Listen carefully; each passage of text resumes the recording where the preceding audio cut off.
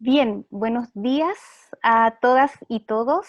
Bienvenido a esta nueva sesión de nuestro ciclo de herramientas para la ayuda remota en salud mental y apoyo psicosocial en contextos de COVID. Estamos muy contentos nuevamente de poder encontrarnos. Ahí estamos viendo cómo van llegando más participantes. El día de hoy tenemos una sesión muy especial también con un tema que sabemos que se va haciendo cada vez más necesario en contextos de pandemia, así que tenemos dos grandes invitadas que esperemos podamos ahí sacar el máximo provecho también de toda la experiencia que ellas cuentan también y que nos van a poder también compartir en el día de hoy.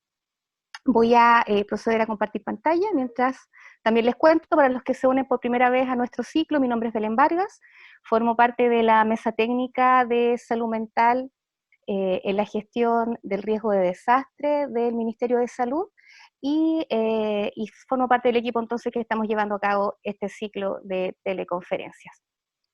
Como bien saben, algunos que ya nos vienen acompañando desde el día 1 de este ciclo, con el apoyo, el gran apoyo de Hospital Digital, que tenemos esta plataforma entonces para poder llegar a diferentes equipos y profesionales y técnicos a lo largo de todo Chile, en que nos hemos propuesto entonces todos los días martes de 3 a 5 de la tarde, desarrollar entonces temáticas asociadas a herramientas para la atención remota en salud mental y apoyo psicosocial durante la pandemia.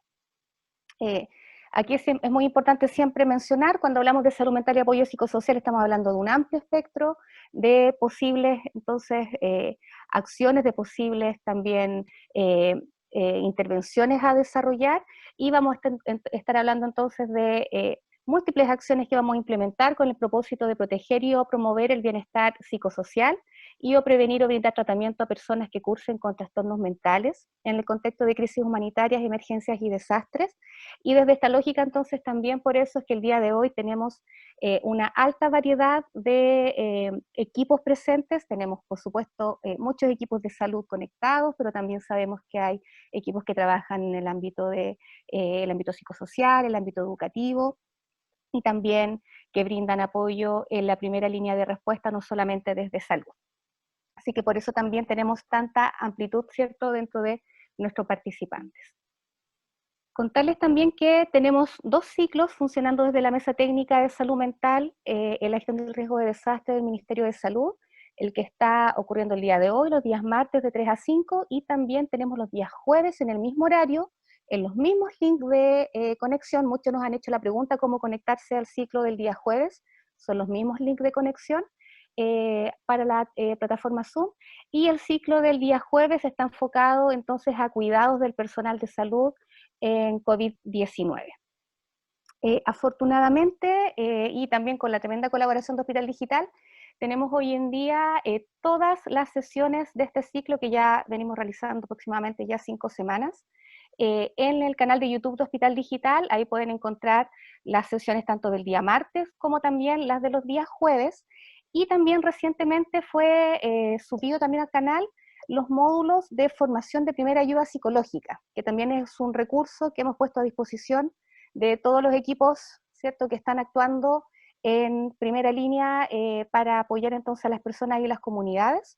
Este es un recurso muy útil que puede ser utilizado, ¿cierto?, y provisto por una amplitud de equipos que estén trabajando entonces en acciones de apoyo, y lo recomendamos entonces para los que aún no lo han visitado, que puedan conocer este recurso. Ahí también aparece el link, y suscribiéndose entonces al canal de Hospital Digital van a poder acceder a todos los videos y también de las otras capacitaciones también que se están realizando desde esta plataforma.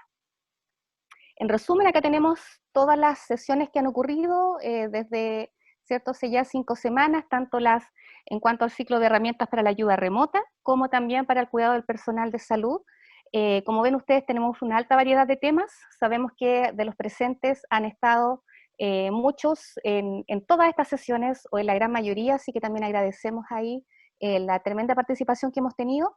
Y para quienes no han podido conectarse, ahí les dejamos también la invitación para poder visitar la página. Son recursos súper valiosos y que también hemos recibido feedback de que han sido de bastante utilidad para los equipos de salud y también del intersector.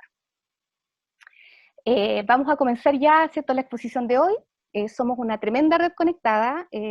Acá me avisan por interno que ya estamos alrededor de 500 personas conectadas a la sesión del día de hoy, y ahí va subiendo un poquito más el número. Algunos hacían preguntas respecto a que no podían administrar el audio, solamente tenemos opción para los participantes para realizar sus consultas vía chat, así que desde ya, por favor, todas las preguntas, dudas que vayan generándose, las van haciendo en el minuto. Para eso el equipo de Salud Digital nos va ayudando a sistematizar las preguntas para poder hacerlas al final de la presentación a nuestras expositoras, así que por favor las van realizando en cuanto se vayan presentando, tomamos notas de cada una de ellas. Algunas van a ir siendo contestadas en el minuto y otras las vamos a ir abordando hacia el final de la presentación. Y les pedimos, como siempre, apoyo en poder difundir esta plataforma, difundir también estas herramientas que se han ido generando para que muchos más equipos también puedan acceder a ellas. Entonces, como les comentaba, el día de hoy tenemos este gran tema, esto que es la comunicación humanizada de malas noticias en contextos de pandemia. Sabemos que para muchos equipos, para muchos profesionales y técnicos, también esta experiencia de pandemia se han ido acercando también a esta experiencia de poder acompañar a familiares, de acompañar también a pacientes, a usuarios, a personas, ¿cierto? Y a grupos de familias, a comunidades que están siendo afectadas directamente por la enfermedad de COVID-19, y donde también dentro de este rol toca muchas veces transmitir eh, información compleja, transmitir también malas noticias. Y ese es ese es el tema en el que el día de hoy nos vamos a abocar. Para eso, como les contaba, tenemos a Jocelyn Rojas Geria y a Tania Monreal Pino.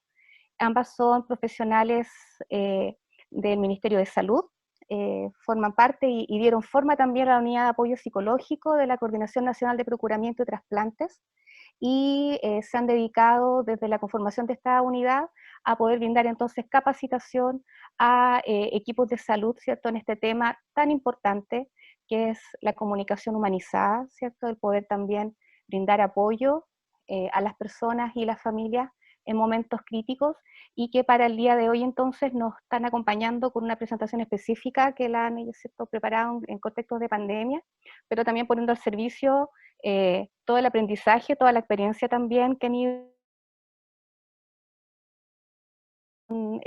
parte de los autores de una guía que recomendamos, imagino que también ahí la van a mencionar las chicas, que es una guía de recomendaciones para ¿cierto?, la comunicación de malas noticias.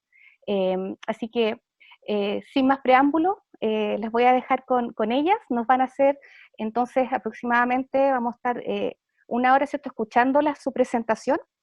Por favor, todas las preguntas, ir haciéndolas inmediatamente para nosotros también poder ir sistematizándolas y así también generar un conversatorio a partir de lo que ustedes también nos vayan presentando a partir del chat. Así que, Tania, Jocelyn, bienvenidas. Gracias, Muchas Belén. gracias. Y ahí las dejo entonces con los participantes. Bueno, muchas gracias, Belén, por la invitación a participar en esta serie de, digamos, de charlas. Saludo a todos, es cierto, que están con nosotros en esta instancia, y agradecerles también el interés, porque sabemos, como bien dice Belén, que la comunicación de malas noticias ha sido un tema que a propósito también de la pandemia, ¿cierto? Ha significado un desafío tremendo para todos los equipos, ¿cierto?, que están al cuidado de otros y otras, y también la atención no solo sanitaria, como se mencionaba, ¿no? Pareciera ser que hay muchas malas noticias últimamente, entonces no es un tema ajeno.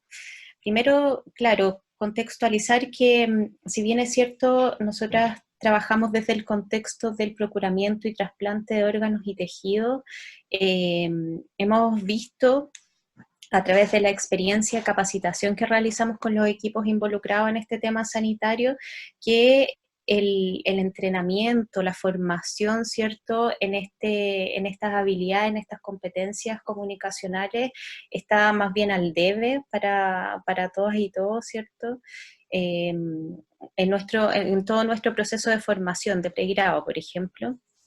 en cuanto a que pareciera ser que no se valoran, digamos, este tipo de competencias frente a otras competencias que son del índole técnico, ¿cierto? Más bien en lo clínico, y lo que hemos recogido en la experiencia de hacer esta, digamos, esta línea de capacitaciones que hace mucha falta, ¿no? Y lo que la pandemia nos muestra es que hace muchísima falta y es un tema que no está muy instalado y que esperamos esta crisis nos sirva para seguir uniendo las redes, ¿cierto? Y poder seguir trabajando estos temas que son tan importantes para la atención de las personas. Una atención que desde el trabajo que hemos ido desarrollando no solo tiene que ser el entrenamiento de ciertas habilidades comunicacionales para poder, en el fondo, comunicar de una manera eficaz, ¿cierto? Eh, Alguna información con respecto a un tema de salud o a un tema de cuidado, ¿cierto? Sino también una comunicación que sea humanizada, que sea centrada en la dignidad de las personas, que eh, garantice los derechos, ¿cierto?, de quienes estamos atendiendo y, y en el fondo hemos tratado de problematizar y reflexionar que las malas noticias tienen que posicionarse desde este enfoque de la humanización. Hemos ido viendo también, y lo vamos a ir reflexionando en conjunto a través de la presentación, que no es que el desafío, más que comunicar una mala noticia, muchas veces tiene que ver con qué es lo que estamos buscando comunicar.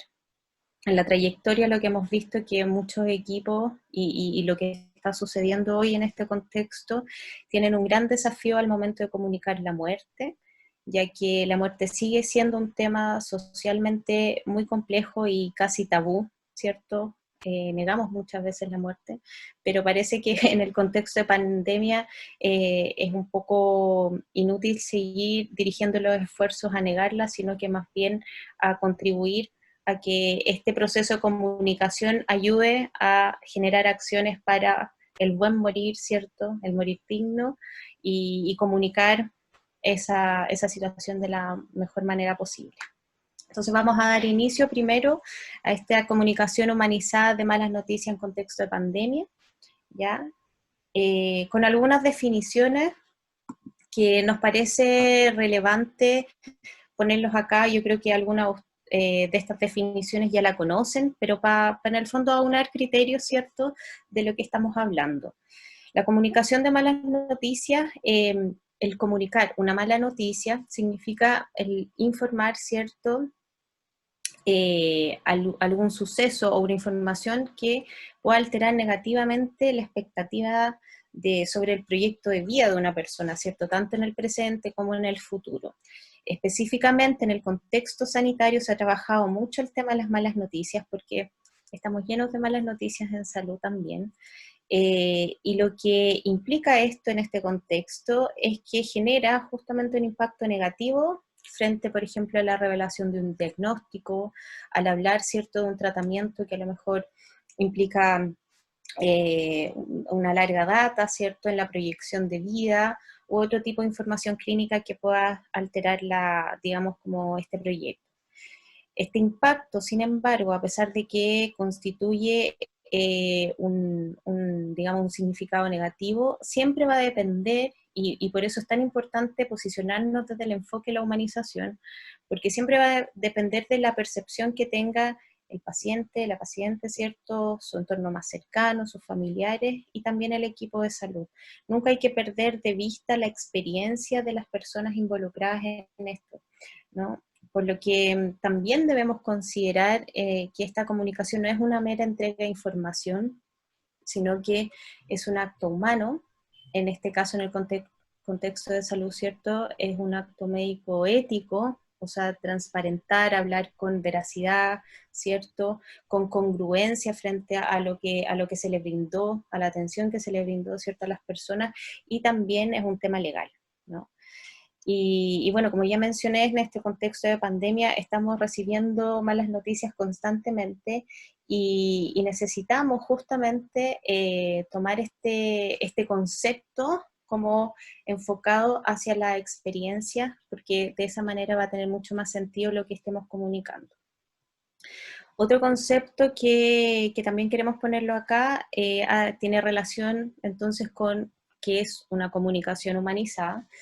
Y de partida tenemos que pensar que no es solo un acto de hablar, de entrega de información y de recepción de información, sino que hay que considerarlo como todo un proceso y que está centrado en las personas, como ya habíamos dicho. La comunicación humanizada pone especial énfasis entonces en la dignidad humana, en sus derechos y en sus necesidades, ¿cierto? Aquí las emociones cobran vital importancia, son un eje fundamental de abordar y también las vivencias de las personas. Por lo tanto, no es unidireccional, sino que también involucra la percepción que uno recoja, ¿cierto?, a quienes uno se está comunicando, pero también de vuelta, lo que nos pasa a uno, ¿cierto?, con estar tratando la información que se esté tratando en ese momento. Y por otra parte, también quisimos instalar acá en este espacio otro concepto que tiene que ver con el trabajo de cuidado. El trabajo de cuidado, porque nos estamos situando desde un enfoque, ¿cierto?, de humanización, cobra mucha importancia a la hora de reflexionar, y lo vamos a ver con mayor detalle junto a Jocelyn, cómo no solo tenemos que pensar, ¿cierto?, que estamos en una lógica que todas las prácticas que estén destinadas a la atención, específicamente, por ejemplo, en salud, tengan que ver solo con la cura, ¿no?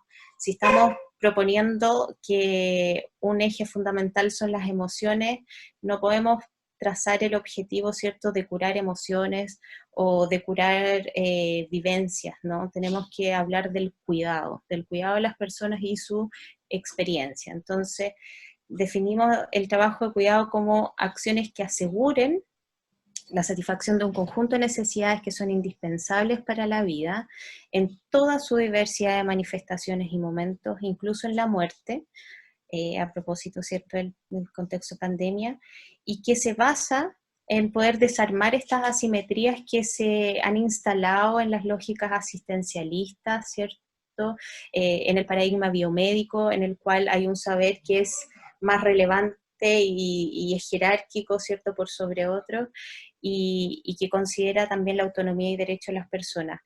En la trayectoria de nuestro trabajo de capacitación, hemos puesto especial énfasis, por ejemplo, en los talleres que hacemos con los equipos de salud, en que ellos hagan trabajo de cuidado, ¿ya? Y este trabajo de cuidado no solo volcado hacia las personas, sino que también hacia ellos mismos como personas que integran los equipos de salud, y también hacia otros equipos que están involucrados en la atención sanitaria.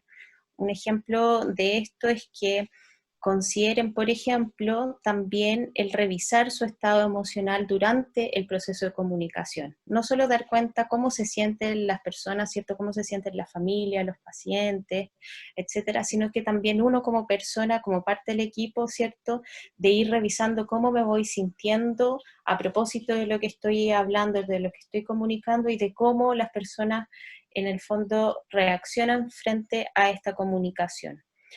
En la medida en que yo hago un reconocimiento también de lo que me pasa y me cuido frente a eso, la comunicación va a ser mucho más efectiva, ¿no? Así que es importante que pongamos estos puntos en términos teóricos, pero tratar siempre de llevarlos a la práctica, y a que ustedes puedan revisar en su experiencia, ¿cierto?, cómo pueden también realizar una comunicación humanizada y también un trabajo de cuidado. Ahora vamos a pasar a hacer un breve, digamos, panorama, ¿cierto?, del contexto, y reflexionar sobre una problematización que le tenemos propuesta. Bien, habría que preguntarse por qué se nos hace tan complicado el tema de las malas noticias. Y esto específicamente lo preguntamos en los talleres. Nosotras llevamos ya 5 años haciendo estos talleres en el fondo en nuestro caso, con unidades generadoras de donantes que serían urgencias, UCI, etcétera, ¿no? Y bueno, aquí acabo de leer un comentario que dice que es un tema interesante, muchas gracias, pero claro, no solo en contexto de pandemia, ¿ya? Y de hecho esta problematización tiene que ver con eso. Dale nomás, Tania, les haces clic nomás a las cositas, yo estoy acá esperando, eso. Específicamente en el contexto sanitario, y es desde donde preponderantemente vamos a tener que hablar, ¿no?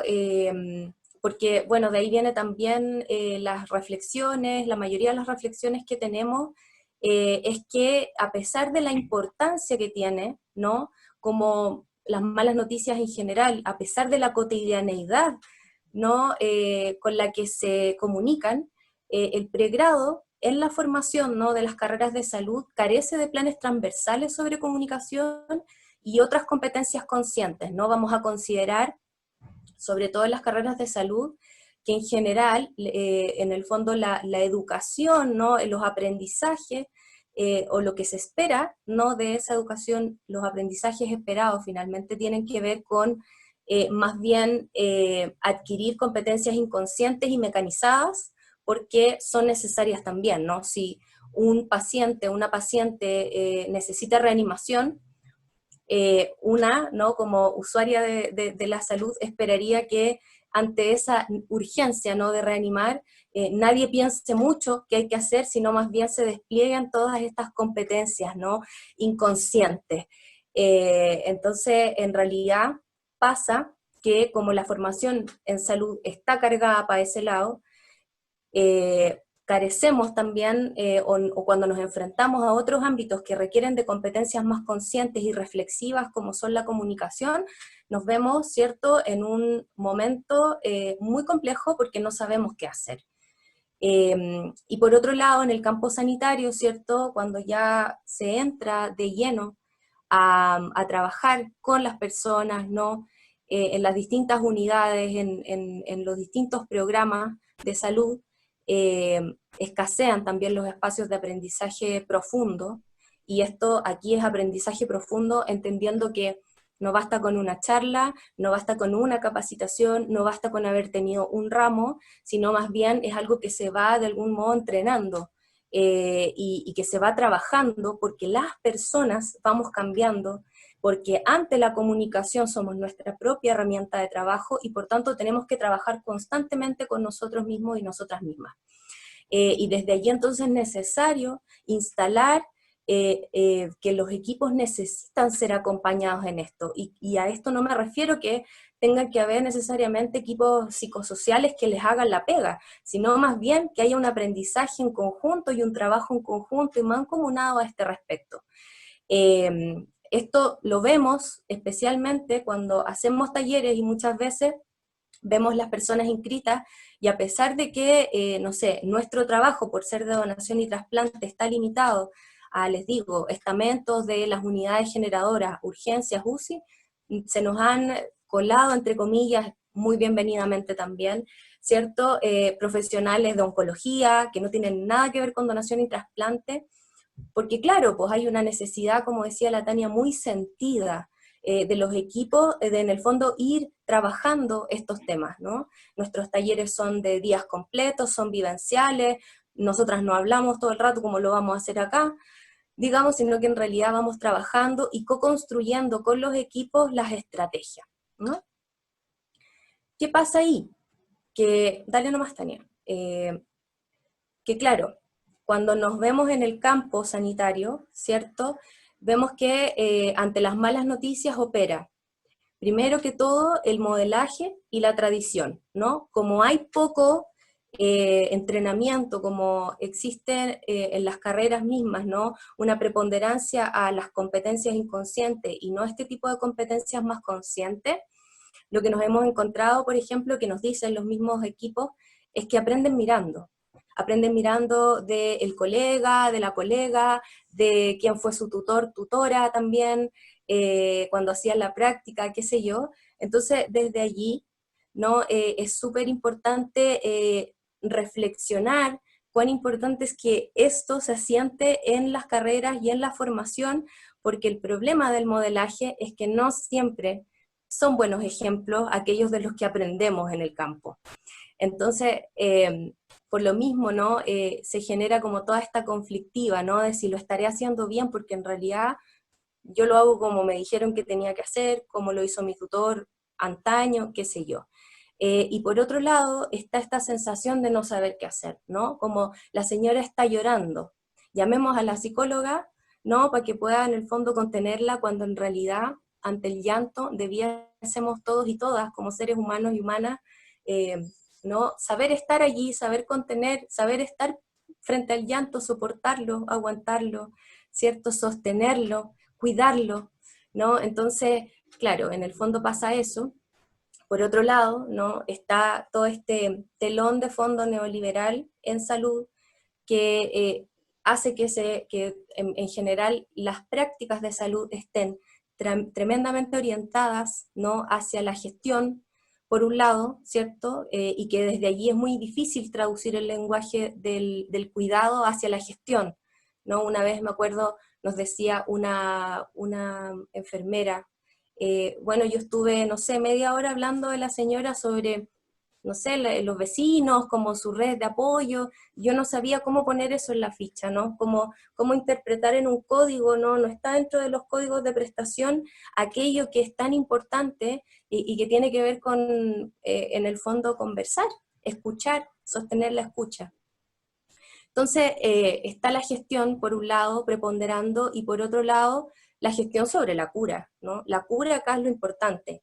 Este telón de fondo neoliberal lo que hace también es poner, ¿cierto?, en la institucionalidad esta sensación de la necesidad del éxito, ¿no? Las políticas públicas también de salud muchas veces están muy orientadas hacia el vivir, ¿no? Elige vivir sano. En el fondo hay muchas prácticas discursivas que no le dan cabida a las malas noticias, ¿no? Y por tanto, ¿no? Suelen ser invisibilizadas, y por otro lado suelen permearse en los equipos de salud como una sensación de fracaso, ¿no? Yo tengo que comunicar un fracaso, y eso evidentemente va a ser, junto al no saber qué hacer, por ejemplo, en que una se desgaste porque se sobreimplica, ¿no? O en la evitación, es como, no lo quiero hacer, trato de hacerlo lo menos posible, trato de comunicarme y de escuchar al otro lo menos posible, ¿no?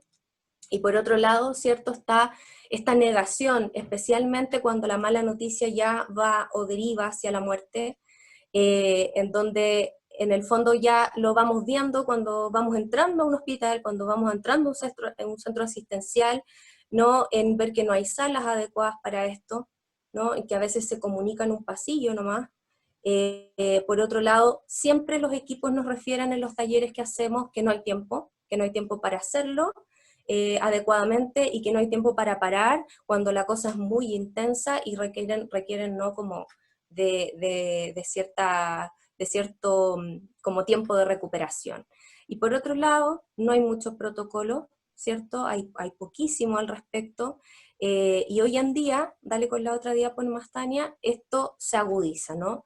Estamos, digamos, se viven en salud, ¿no? Como distintos tiempos, está el modo normal, está el modo contingencia, como suele ser, ¿no? El periodo de invierno en los hospitales, por ejemplo, y ahí cada quien verá cuándo está viviendo su modo contingencia, pero también está el modo crisis, y que hay que decirlo, hoy en día estamos en modo crisis. Entonces, todo eso que yo les decía se va agudizando en el sentido de que hay recurso humano escaso, que la pandemia finalmente se abarca, ¿no? Y se come las unidades. Nos ha pasado en nuestro caso que las unidades de las coordinaciones locales de procuramiento y de trasplante ahora están teniendo que reconvertirse, ¿cierto? Y tener que ayudar, que cooperar, no sé, en urgencias, en otros lugares. Se han tenido que reconvertir unidades completas hacia la pandemia, ¿no? Para poder sostener lo que hoy en día aparece. La negación también de las malas noticias persiste. Habría que preguntarse, ¿no? Si todo este tema que ha ocurrido, ¿no? Una problemática no menor, que tiene que ver con las estadísticas, ¿no? Con las muertes hoy en día en Chile, si no es acaso es un síntoma sobre la negación que existe sobre esta mala noticia. Por otro lado, nos vemos enfrentados al tema del distanciamiento físico, que digamos, eso es lo que está total y absolutamente limitado, más no el distanciamiento social. Se suele hablar mucho de distanciamiento social, pero tenemos que entender que el distanciamiento social, o llamarle así, y no cuestionar que se llame así, es todo un tema porque hace que nosotras comprendamos que el distanciamiento físico en realidad es no contar con nadie más y es el aislamiento de las personas. Las personas, por más confinadas que estemos, menos mal, tenemos a nuestro haber un sinnúmero, ¿cierto?, de posibilidades remotas para poder ir sosteniendo, ¿no?, lo social. Lo social no puede, en el fondo, distanciarse, ¿no? Habría que darle una vuelta a eso también. Pero claro, es una realidad que hoy en día las familias ni siquiera pueden visitar a las personas que están en el hospital, y ese es un distanciamiento físico, digamos, que se da, ¿no? Es efectivo. Por lo demás, ¿cierto? Hay un tema con el cuidado que no es menor. Si ya las familias son consideradas dentro de un hospital como meras visitas, ¿no? Que eso también la corriente de humanización lo cuestiona totalmente. Yo me pregunto, ¿no?, si cada uno de nosotras y nosotros en el fondo, ay, ¿se escucha o no? Sí, eso. Sí. Disculpen, como que veo el chat porque quiero conversar, pero bueno, ya. El tema es que lo que decía es que hay que cuestionarse el tema de las visitas porque en el fondo me pregunto si cada uno de ustedes se siente realmente visita cuando tiene un familiar o un ser querido muy cercano hospitalizado, ¿no? La idea, ¿no?, es finalmente considerarse como parte del equipo de salud prácticamente, porque las familias lo que quieren es a toda costa cuidar. Y hoy en día eso sí está tremendamente limitado, o sea, hay una dimensión física que está siendo eliminada, las familias no se pueden despedir de las personas cuando mueren, ¿no? Y claro, las circunstancias como de más encima no poder cuidar, no poder estar ahí. Eh, entonces, claro, eso hace que se genere, ¿no?, todo un malestar a nivel social que no es menor. Por otro lado, ¿cierto?, centrarse en la cura hoy en día es prioridad, y eso en el fondo lo entendemos. Es muy difícil, ¿no?, sobre todo para los equipos, estar viviendo muertes masivas, pero claro, eso puede tener un riesgo en el sentido de que el tanto centrarse en la cura hace que nos olvidemos del cuidado, ¿no? Hace que nos olvidemos de que, por ejemplo, ¿cierto?, se les comunique a las familias de manera constante lo que está pasando con su familiar que está hospitalizado, ¿no? Entonces, está compleja esa situación, porque lo que nosotras estamos escuchando hoy en día de manera muy frecuente es que los equipos de salud están tan centrados en sacar adelante a esos pacientes que en el fondo se pierde este tema comunicacional, ¿no? Se pierde muchísimo, y no solo se pierde con los pacientes COVID, aún más se está perdiendo con los pacientes no COVID. Entonces ese es todo un tema. Dale, Tania. Y bueno, ya lo dijimos, ¿no? Como gran, digamos, problemática hoy en día ante la crisis, es que ante la muerte, ¿no?, los familiares, y ahí por ahí en el chat también vi una opinión, ¿no?, que ni siquiera las familias a veces tienen certezas de que es su familiar el que falleció cuando se lo comunican por teléfono, por ejemplo, ¿no? Entonces, claro, está la limitación del cuidado y por sobre todo también la limitación de los ritos, ¿no? Y vaya que los ritos son importantes cuando hablamos de comunicación humanizada. Ujú. Bueno, en este sentido, podemos establecer ciertas premisas para una comunicación humanizada, ¿ya? Y que básicamente están centradas en lo que hablábamos al principio, ¿cierto? Que pacientes, familias e incluso, ¿cierto?, los equipos de salud, los equipos de cualquier tipo de atención, ¿cierto?, son sujetos de cuidado, no hay que obviar esa parte, es relacional. También otra premisa es que las prácticas de atención sanitaria tienen que estar orientadas al cuidado, como hemos estado enfatizando, y también a la cura, ¿no? La cura por sí sola no va a bastar en estas situaciones, y tenemos que incorporar y validarla en el mismo lugar, ¿cierto? Todas las prácticas que tienen que ver con el cuidado, incorporarlas en estas lógicas de gestión. Y también incorporar acciones que valíen la expresión emocional, ¿cierto? Versus la cura de las emociones, como lo habíamos anticipado. Tenemos que volcarnos hacia el área afectiva, ¿cierto? Darle también el lugar que que se necesita porque son aspectos fundamentales en las relaciones entre las personas y también entre, digamos, la experiencia que surge a propósito de estar viviendo una situación, ¿cierto?, que altere la salud, que altere el bienestar. No se excluyen las emociones de esto. Y también otra premisa es que de alguna manera lo que hemos visto también en esta trayectoria de capacitación es que mucho se usa esta sentencia cuando ya la persona fallece, ¿cierto?, de que no hay nada más que hacer. La verdad es que nosotros invitamos siempre a los equipos a que reflexionen a si realmente no hay nada más que hacer, si efectivamente nos estamos volcando hacia una ética del cuidado. Lo que nos demanda al posicionarnos, ¿cierto?, desde esta ética del cuidado es que sí, pues sí tenemos, y harto que hacer, ¿no? Tenemos que incorporar todo un abanico, ¿cierto?, de acciones de cuidado que vayan orientadas al buen morir, donde las familias no se sientan ajenas a estos procesos que son, digamos, tan particulares y que, claro, además, en este contexto de pandemia se pueden ver muy limitadas, pero si realizamos acciones, ¿cierto?, que le garanticen el cuidado de sus familiares, a pesar de que estén muertos, de que legalmente ya no son sujetos, sí vamos a estar brindando un cuidado, ¿cierto?, a esas familias que están en duelo por esta pérdida. Y también otra premisa que tiene que ver con la comunicación humanizada es que esta comunicación sea constante, pero que también sea proactiva. Nosotras hemos estado también en contacto con familias de donantes, específicamente desde el área que estamos trabajando, y una de las cosas que vemos es que justamente la falta de información o la dificultad en acceder a la información, y que ahora uno puede pensar, ¿cierto? Y ustedes nos compartirán sus experiencias como en estos tiempos de pandemia, que parece que es aún más difícil acceder a la información, es un tremendo limitante para una comunicación humanizada.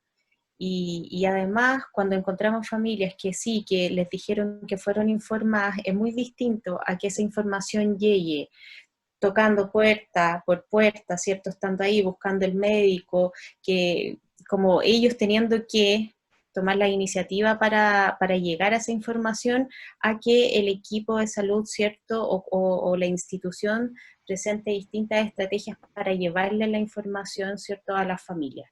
Ese es un gran tema, y que en la medida en que se instalen estrategias de comunicación constante, se puede revertir, digamos, ese obstáculo y se va a instalar una comunicación efectiva.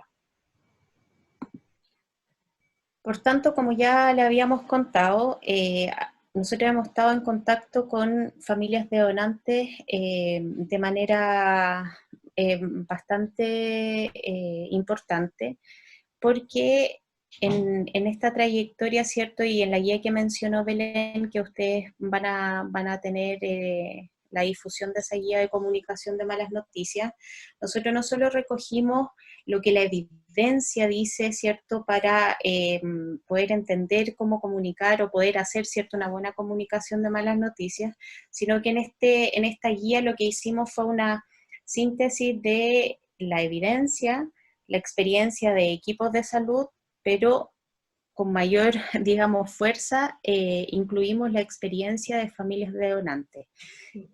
Nosotros nos encontramos en un proceso de actualización de esta guía, donde volvimos a llamar, ¿cierto?, como voces expertas a familias de donantes que accedieron a participar en unos focus group para recoger distintas recomendaciones que les pueden hacer a los equipos, porque una de las cosas que como equipos de salud muchas veces no podemos acceder es a la retroalimentación de cómo lo hicimos.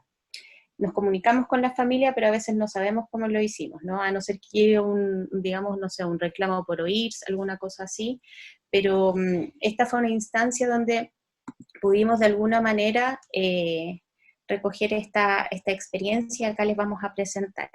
Espero puedan escuchar bien el audio, y si no lo escuchan, por favor guíense por el texto, que es una transcripción, ¿cierto?, de este testimonio. O sea, es una sala de trabajo, de cuidado intensivo para asegurar la vida de la persona.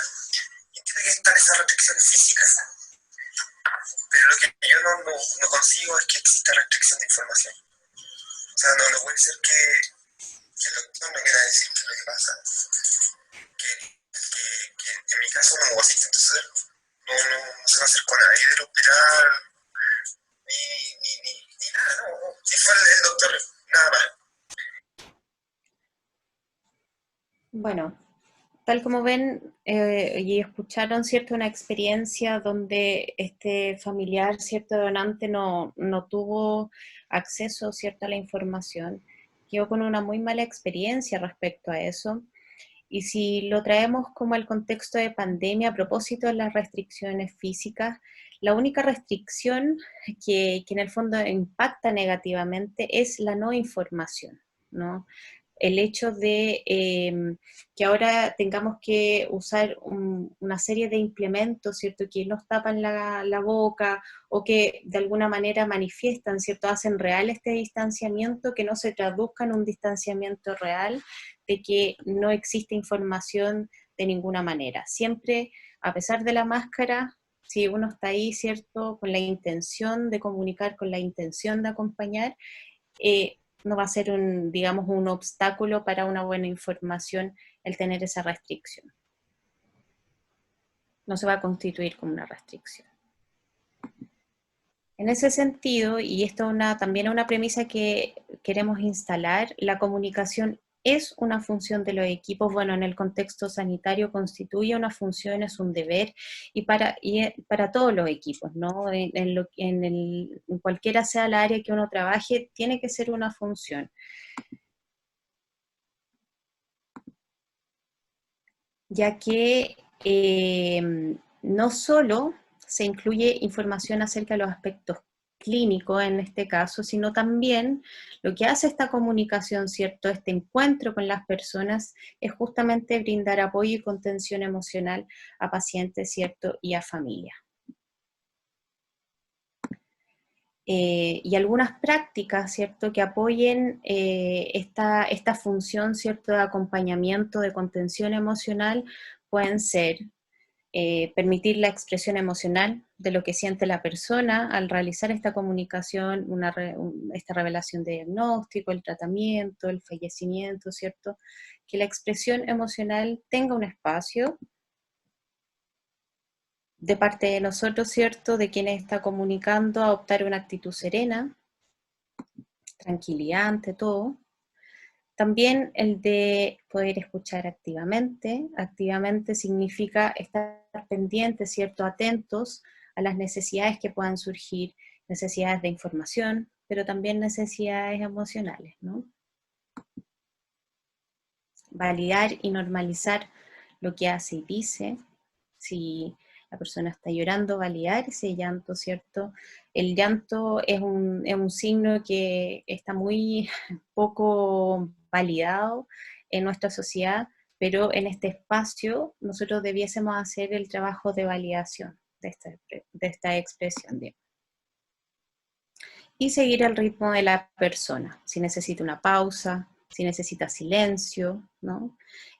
A veces el solamente tener el objetivo de que la comunicación es entregar una información no permite seguir el ritmo de la persona y por lo tanto la persona a lo mejor no va a estar en condiciones de seguir, digamos, una conversación si es que lo que quiere hacer es descansar o tomarse una pausa. Por lo tanto, el considerar estas prácticas nos van a permitir, ¿cierto?, poder realmente contener y apoyar a las familias en un momento tan importante. Bueno, vamos ahora luego de esta pasada reflexiva y también problematizante de lo que estamos viviendo hoy en día y también de lo que se ha ido desarrollando en el campo de la comunicación humanizada, vamos a conversar con ustedes algunas estrategias de las cuales después esperamos recoger también experiencias y comentarios respecto a esta propuesta. Nosotras en esta guía que les mencionábamos y que les mencionó Belén, y que están estas tres voces de alguna manera, las de los equipos, de las familias y también sistematizaciones, ¿cierto?, desde la teoría, realizamos una serie de recomendaciones, pero también algunas guías para la acción, para poder comunicar desde un enfoque, ¿cierto?, humanizado. En estos momentos nos encontramos actualizándolas, así que apenas las tengamos, esperamos tener otro espacio para poder conversarlas de nuevo con ustedes. Bueno, estas guías para la acción tienen tres esferas, ya la esfera personal, la esfera que tiene relación con esta triada, ¿cierto?, que es médico, paciente, familia, y también una esfera que es de relación con pares. Vamos a revisar cada esfera a través de distintas tablas donde presentamos en una primera columna las acciones, en una segunda columna preguntas claves para poder dar con estas acciones y algunas estrategias que nos permiten ir respondiendo estas preguntas, ¿ya? En la esfera personal tiene que ver con todo el trabajo que podemos hacer de manera individual y que de alguna manera nos confronta a nuestras propias creencias, a nuestras propias representaciones y a nuestras propias emociones respecto a las malas noticias que damos comúnmente en el trabajo que nos toca hacer. En este contexto lo pusimos más orientado a la comunicación de muerte, pero es trasladada, ¿cierto?, a cualquier tipo de comunicación que ustedes conceptualicen como una mala noticia, ¿ya? Una de las acciones, por ejemplo, en la esfera personal es la revisión y toma de conciencia sobre el proceso salud-enfermedad, ¿cierto? Cómo se instalan las enfermedades, las patologías, las trayectorias, cuáles son, digamos, los sentidos que se otorgan a ciertos temas de salud, etcétera. También representaciones, ¿cierto?, sobre la muerte y el duelo. Preguntas claves, ¿cierto?, para en el fondo ir tomando conciencia y revisándonos a nosotros mismos, es preguntarnos, ¿cómo me explico la muerte? ¿Qué experiencias de pérdida me marcaron y cómo las afronté? El cómo yo represento la muerte es un ejercicio tremendamente potente para poder después hacer una traducción también del lenguaje técnico, de cómo yo le explico a otros, ¿cierto?, cuando una persona está fallecida, cuáles fueron estos desencadenantes y cómo puedo también ser congruente y respetuoso con las representaciones de muerte de otros y otras, ¿no? También en esta pregunta de qué experiencias de pérdida me marcaron, la revisión de los propios duelos también es significativo, realizarlo como proceso personal para poder estar y acompañar las emociones de otros y otras frente a la pérdida, ¿no? Estrategias para poder responder a estas preguntas son la autorreflexión, la revisión teórica también les permite, digamos, ir respondiendo, así como cualquier otra, digamos, estrategia que ustedes nos puedan señalar y que creen que dé respuesta a estas preguntas, pero creemos que la autorreflexión es fundamental. Otra acción también es el autorreconocimiento de las propias emociones y expresión ante la muerte, por ejemplo, y aquí preguntas claves son de qué forma reacciono frente a la muerte de personas cercanas, de familiares. A más de algunos nos ha tocado vivir pérdidas y poder en el fondo aprender de esas experiencias para acompañar a otros y otras es tremendamente importante. Cómo me siento ante el deterioro de salud o muerte de un paciente también, y esto es muy importante, trabajarlo de manera personal para después poder también trabajarlo en equipo. Y estrategias que permiten, ¿cierto?, llegar a responder estas preguntas también es la autorreflexión, el autoanálisis de nuestras propias vivencias, y por qué no también los procesos de psicoterapia. Son uno de los métodos clave, ¿cierto?, para poder revisar temas y vivencias que nos han marcado, y poder hablar, poder ponerle palabras, ¿cierto?, para poder después trabajarlo en equipo. Otra acción en la esfera personal es la revisión y utilización de redes de apoyo, y esto es muy importante a propósito del cuidado, ¿cierto?, que tiene que ver con el cuidado que está fuera, ¿cierto?, del ámbito de trabajo. Y preguntas claves para eso es si, por ejemplo, converso esta vivencia en espacios personales, con quiénes, Si no estoy pudiendo conversar esta experiencia en espacios personales, ¿dónde la estoy conversando? ¿Tengo espacio para eso? Y esa es la importancia, o sea, ver si es que hay espacios para mí, ¿cierto? Para poder reflexionar y si no, poder generar esas redes de apoyo. Estrategias para eso, ¿cierto? Revisar y repensar actividades y relaciones interpersonales fuera del espacio laboral. Eso es muy importante. Muchas veces estamos tan volcados, ¿cierto?, al cuidado de otros y otras que no pensamos en nuestros propios espacios de cuidado y lo importante es revisarlos para poder generarlos, ¿no? Eso en la esfera personal.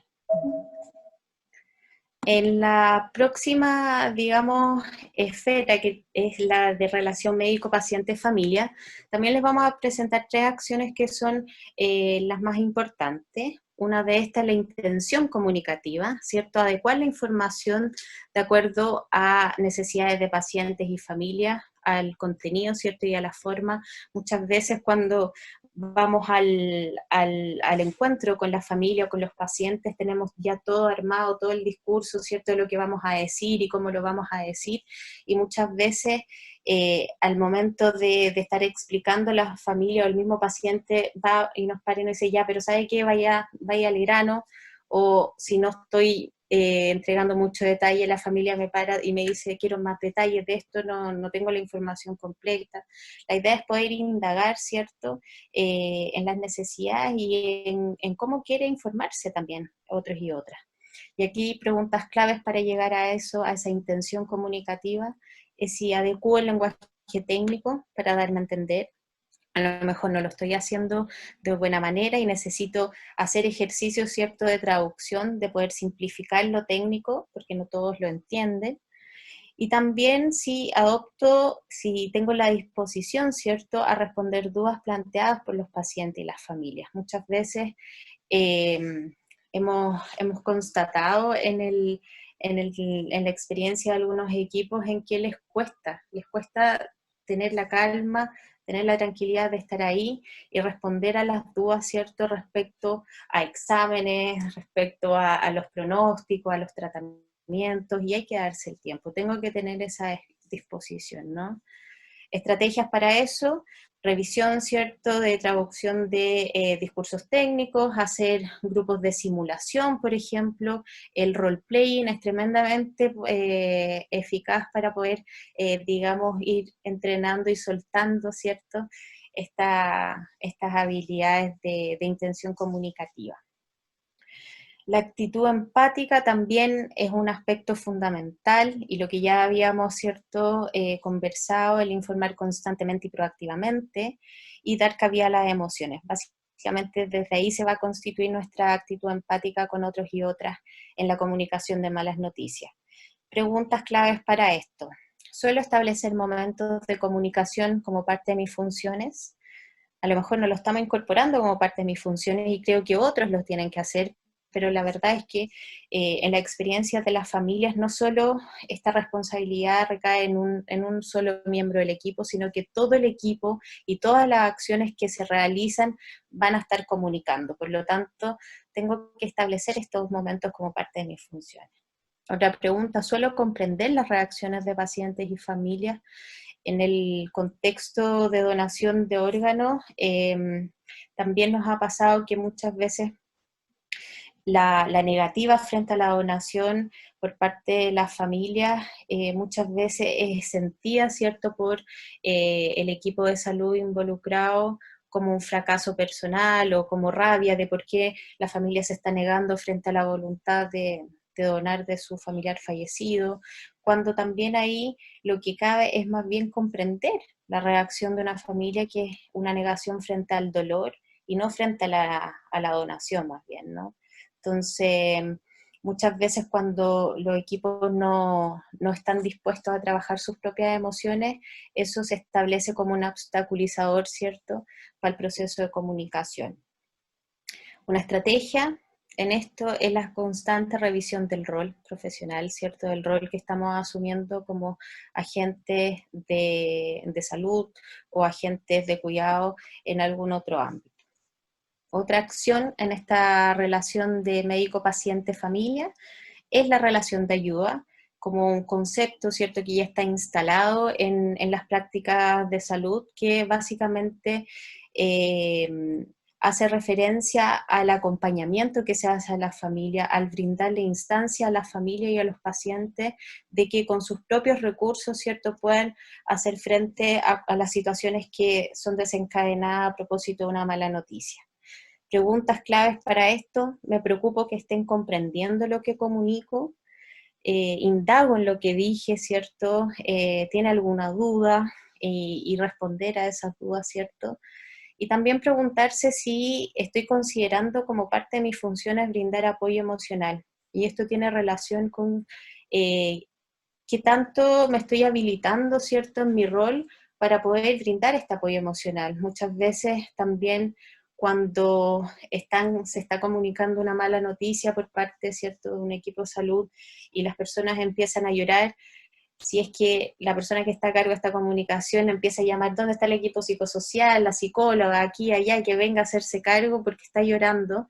La verdad es que podríamos pensar de que esta persona se considera o se está inhabilitando, ¿cierto?, para brindar un apoyo emocional, que todos tenemos el deber de hacerlo, ¿no?, en nuestro rol.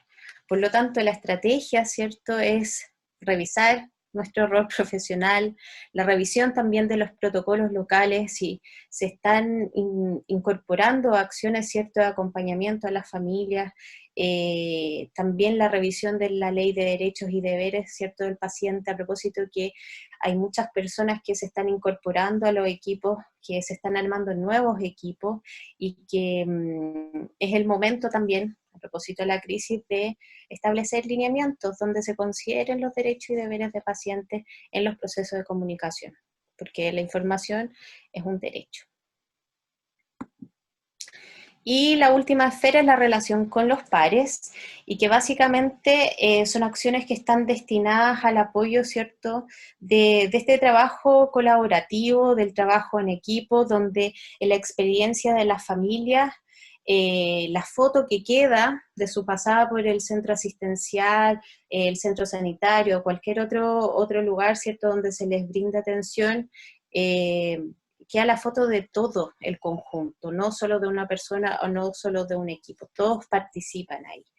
Entonces, una de las acciones importantes es la revisión constante de las experiencias de comunicación como una parte fundamental, así como tienen reuniones clínicas para revisar los casos, reuniones, ¿cierto?, para revisar las experiencias de comunicación que han tenido.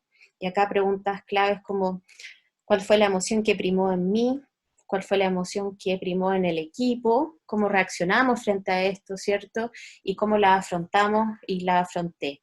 Y una estrategia clave para esto son las reuniones sistemáticas de equipo con abordaje específico a los procesos de comunicación, para poder ir en el fondo estableciendo estrategias, nuevas consideraciones y así, ¿no?, nuevos temas a tratar, lo que necesiten.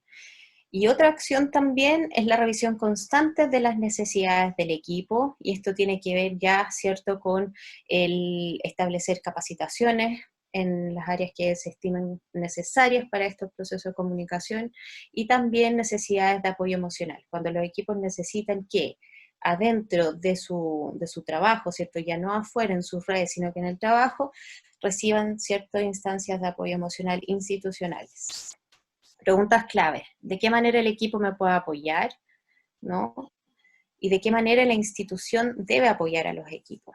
Y la estrategia acá es la generación justamente de instancias de capacitación a los equipos de salud, como una instancia como la que se está dando ahora. Esperamos que estas nuevas tecnologías lo que hagan es instalar estas prácticas de constantes capacitaciones, ¿cierto?, de lo que necesitan los equipos, y también instancias de apoyo psicosocial a los equipos, ¿ya? Que no salga solo del bolsillo individual este apoyo psicosocial.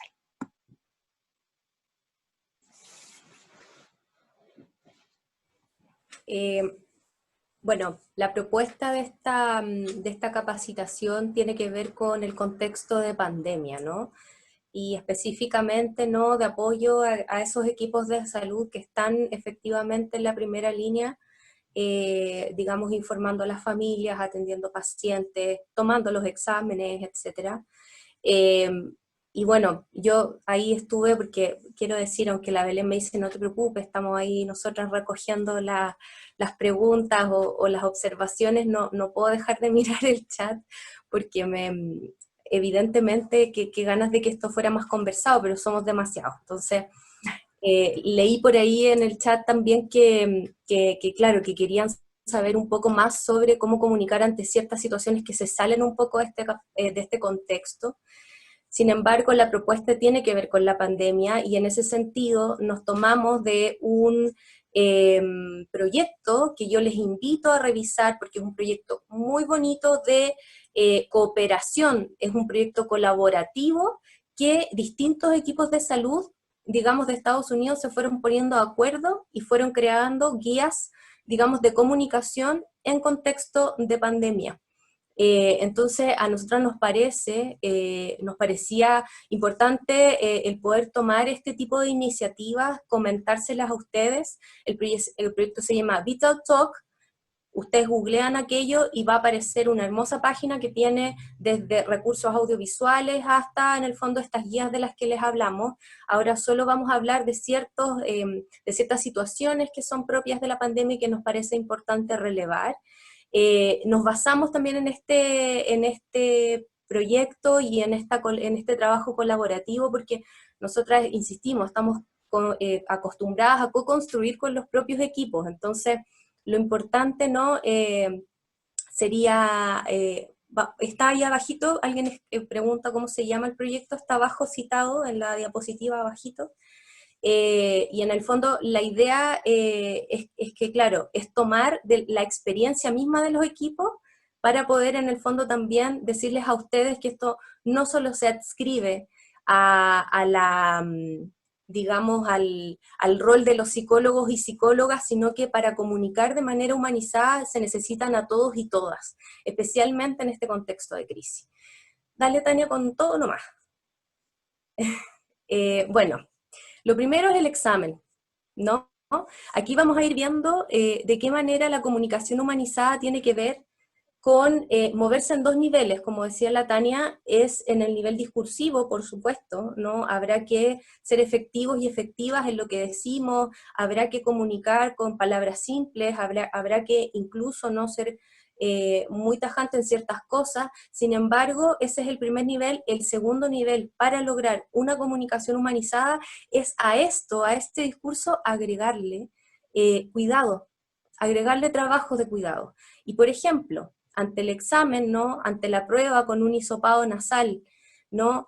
Qué importante es acompañar el procedimiento con el advertirle a la persona que se va a tomar el examen que puede doler, ¿no? Yo no sé si acá habrán personas que están presentes y que le han hecho el examen, pero a mí me han dicho que duele mucho y que a veces ni siquiera les advirtieron en algunos casos. Eso es muy importante. De eso estamos hablando con comunicación humanizada, ¿no? Que a estos procedimientos, que los discursos que los acompañan, le adviertan a la persona que puede sufrir dolor y por lo demás, que una vez que se haga, incluso decirle a esa persona que es normal sentirse súper estresado cuando se esperan los resultados. Porque vaya que en el fondo estresa, ¿no? Entonces desde allí es muy importante el acompañar, ¿no? Acompañar los procedimientos de gestos de cuidado, de trabajo de cuidado en general. Ante la restricción de visitas, ¿no? Por ahí yo leía que me pareció súper interesante, me encanta tomarlo, ¿no? En el fondo, alguien dijo que ya no se hablara no solo de distanciamiento social, ¿no? Que cortáramos de hablar con eso, sino de distanciamiento físico, sino que también en vez de hablar de barreras, no como de barreras de riesgo, hablar de barreras protectoras. La restricción de visitas es una manera de proteger, y tenemos que empezar, ¿no? Como en el fondo, cambiar el lenguaje, porque de esa manera también cambiamos realidades. Entonces, desde allí, en el Vital Talk, lo que aparece es este discurso de apoyo. Sé que es muy difícil no poder recibir visitas, el riesgo de propagar el virus es tan alto que ahí hay un gesto de cuidado que viene. Lamento decir que no podemos permitir las visitas. Van a estar en mayor riesgo si entran al hospital. Yo desearía que las cosas fueran diferentes porque sabemos que ¿no? Como si fuera distinto, si fuera por nosotros no sería así, ¿cierto? Puedo utilizar el teléfono, aunque yo estoy consciente de que no es lo mismo. Para las personas es muy importante, ¿no?, hacerles saber que estas decisiones no se toman a la ligera ni por gusto y que en el fondo no son para dañarles. Y yo creo que ahí el expresar, ¿no?, que uno desearía que las cosas fuesen distintas, que esta es una decisión que tiene que ver con una protección también, tanto para el paciente como para la familia, finalmente es algo que va a validar también sus emociones, que los va a hacer sentir como más apoyados y apoyadas en ese sentido. Ustedes son unos incompetentes, ¿no? Ante, digamos, ese discurso que muchas veces se nos dicen, ¿cierto? La respuesta, ¿no?, tiene que ver con sostener la relación de ayuda y la aceptación incondicional. Que alguien te diga que eres un incompetente, lo que hay detrás, ¿no? Habrá que escuchar lo que hay detrás, y una de las cosas que nos ha dicho no solo la evidencia, sino que las mismas familias cuando nos hemos comunicado con ellas, que en realidad son expresiones de dolor, ¿no? Cuando te ofenden, ¿no? Entonces desde allí habría que responder que una entiende, que no se está tranquila con la situación, que una está dispuesta, sí, a hacer lo que esté en el poder de una, ¿no?, para mejorar la situación, y desde allí abrir esta pregunta que es tan importante, ¿no? ¿Qué puedo hacer yo para ayudarla? ¿Qué necesita? ¿No? Eso es tremendamente, digamos, yo podría decir que aligera un poco, ¿no? Aligera la carga emocional con la que están, ¿cierto? Tanto los pacientes como las familias, ¿no? Quizás no les quita el dolor, pero sí aligera la carga. Ante otro de los, digamos, de los discursos es, por ejemplo, que la abuela puede necesitar la UCI, ¿no? Esto estoy hablando de un familiar, ¿cierto? Y que de lo contrario va a morir, y ante la restricción, ¿no?, y cada vez estamos viendo que esto está ocurriendo, ante la restricción de camas, ¿no?, de la posibilidad de ventilar mecánicamente a los pacientes, habrá que responder, ¿no?, como que una sabe que está en una situación aterradora, que una también está preocupada por esta persona, en este caso por esta abuela, por ejemplo, si es que hay alguna familiar que está hablando por ella. Este virus es tan mortal que incluso si pudiéramos transferirle la UCI no estoy segura de que sobreviva, y eso en el fondo es una comunicación sobre la verdad. Lo importante ahí es el cómo, ¿no? Y desde allí habría que abrir esta dimensión que tiene que ver con prepararse, ¿no?, para la muerte, y que en el fondo se va a hacer todo lo que se pueda por esa persona, ¿no? Nos cuesta hablar de este tipo de situaciones, pero es necesario ponerlo como una posibilidad también, ¿no? Hoy en día lo es, o sea, no podemos dejar de negarla. Dale, Tania. Ante el temor, ¿cierto?, que nos pueda presentar alguien, comunicar humanizadamente tiene que ver con validar que la situación es difícil, que cualquiera podría estar asustado, y esto, ante cualquier situación, ¿no? Y a propósito de esta pregunta, ¿cómo lo hago, no?, frente a otros contextos no pandémicos, abrir la escucha y preguntarle a esa persona si te quiere contar sobre lo que le asusta. Eso es importantísimo. Y eso finalmente es lo que permite, ¿no?, que las personas se sientan absolutamente comprendidas en su dimensión emocional. Y desde allí eso se liga con el segundo punto, que tiene que ver con la validación de emociones. Esto, por ejemplo, ante un paciente que esté, digamos, en riesgo o que ya haya fallecido, ¿no? Por ejemplo, validar cuán importante es esa persona para el familiar, ¿no? Veo que Juanito es muy importante para ustedes, o para usted, ¿no? También, ¿no?, como decir, no referir que para la mayoría de las personas es muy difícil la situación, ¿cierto? Que una está allí para acompañar si lo desean, y desde allí el silencio también empieza a jugar en la validación de emociones digamos, un protagonismo único. Porque en general se suele decir que es muy difícil, ¿no?, el tema de las malas noticias, pareciera que requiere mucho de nosotras y de nosotros y nosotras, pero finalmente el silencio, ¿no?, el abrir la escucha, digamos, es la mejor herramienta. Y por lo mismo, ¿no?, este tercer punto, que ante el llanto, ¿no?, el lamento mucho su pérdida y acompañar eso de silencio es muy importante. Si el silencio se prolonga muchísimo, ¿no? Ahí tratar de, en el fondo, ayudar, facilitar a que la familia le vaya poniendo nombre a lo que le pasa. Esto es fundamental, ¿no? Y desde allí un discurso de apoyo puede ser, ¿no? Decirle, si tiene que decir algo, tómese su tiempo, yo voy a estar aquí. Cuando quiera decir algo, dígalo, ¿no? Y la persona seguirá llorando, ¿no? Hay que darle el espacio para hacerlo, y una vez que recupere el control, te dirá lo que le pasa, ¿no? Gracias a este discurso de facilitación. Y como de manera transversal, ¿no? Que no solo aparece, ¿no? en este documento al que citamos del Vital Talk, sino también aparece en toda la evidencia y de alguna manera es la base, ¿no? Aquí los colegas y las colegas me podrán decir que la escucha, el sostener la escucha, el abrir, ¿no? La escucha, abrirla en el sentido de hacer preguntas que faciliten que la persona pueda ponerle palabras a ese malestar, a lo que está viviendo, ¿no? Es fundamental.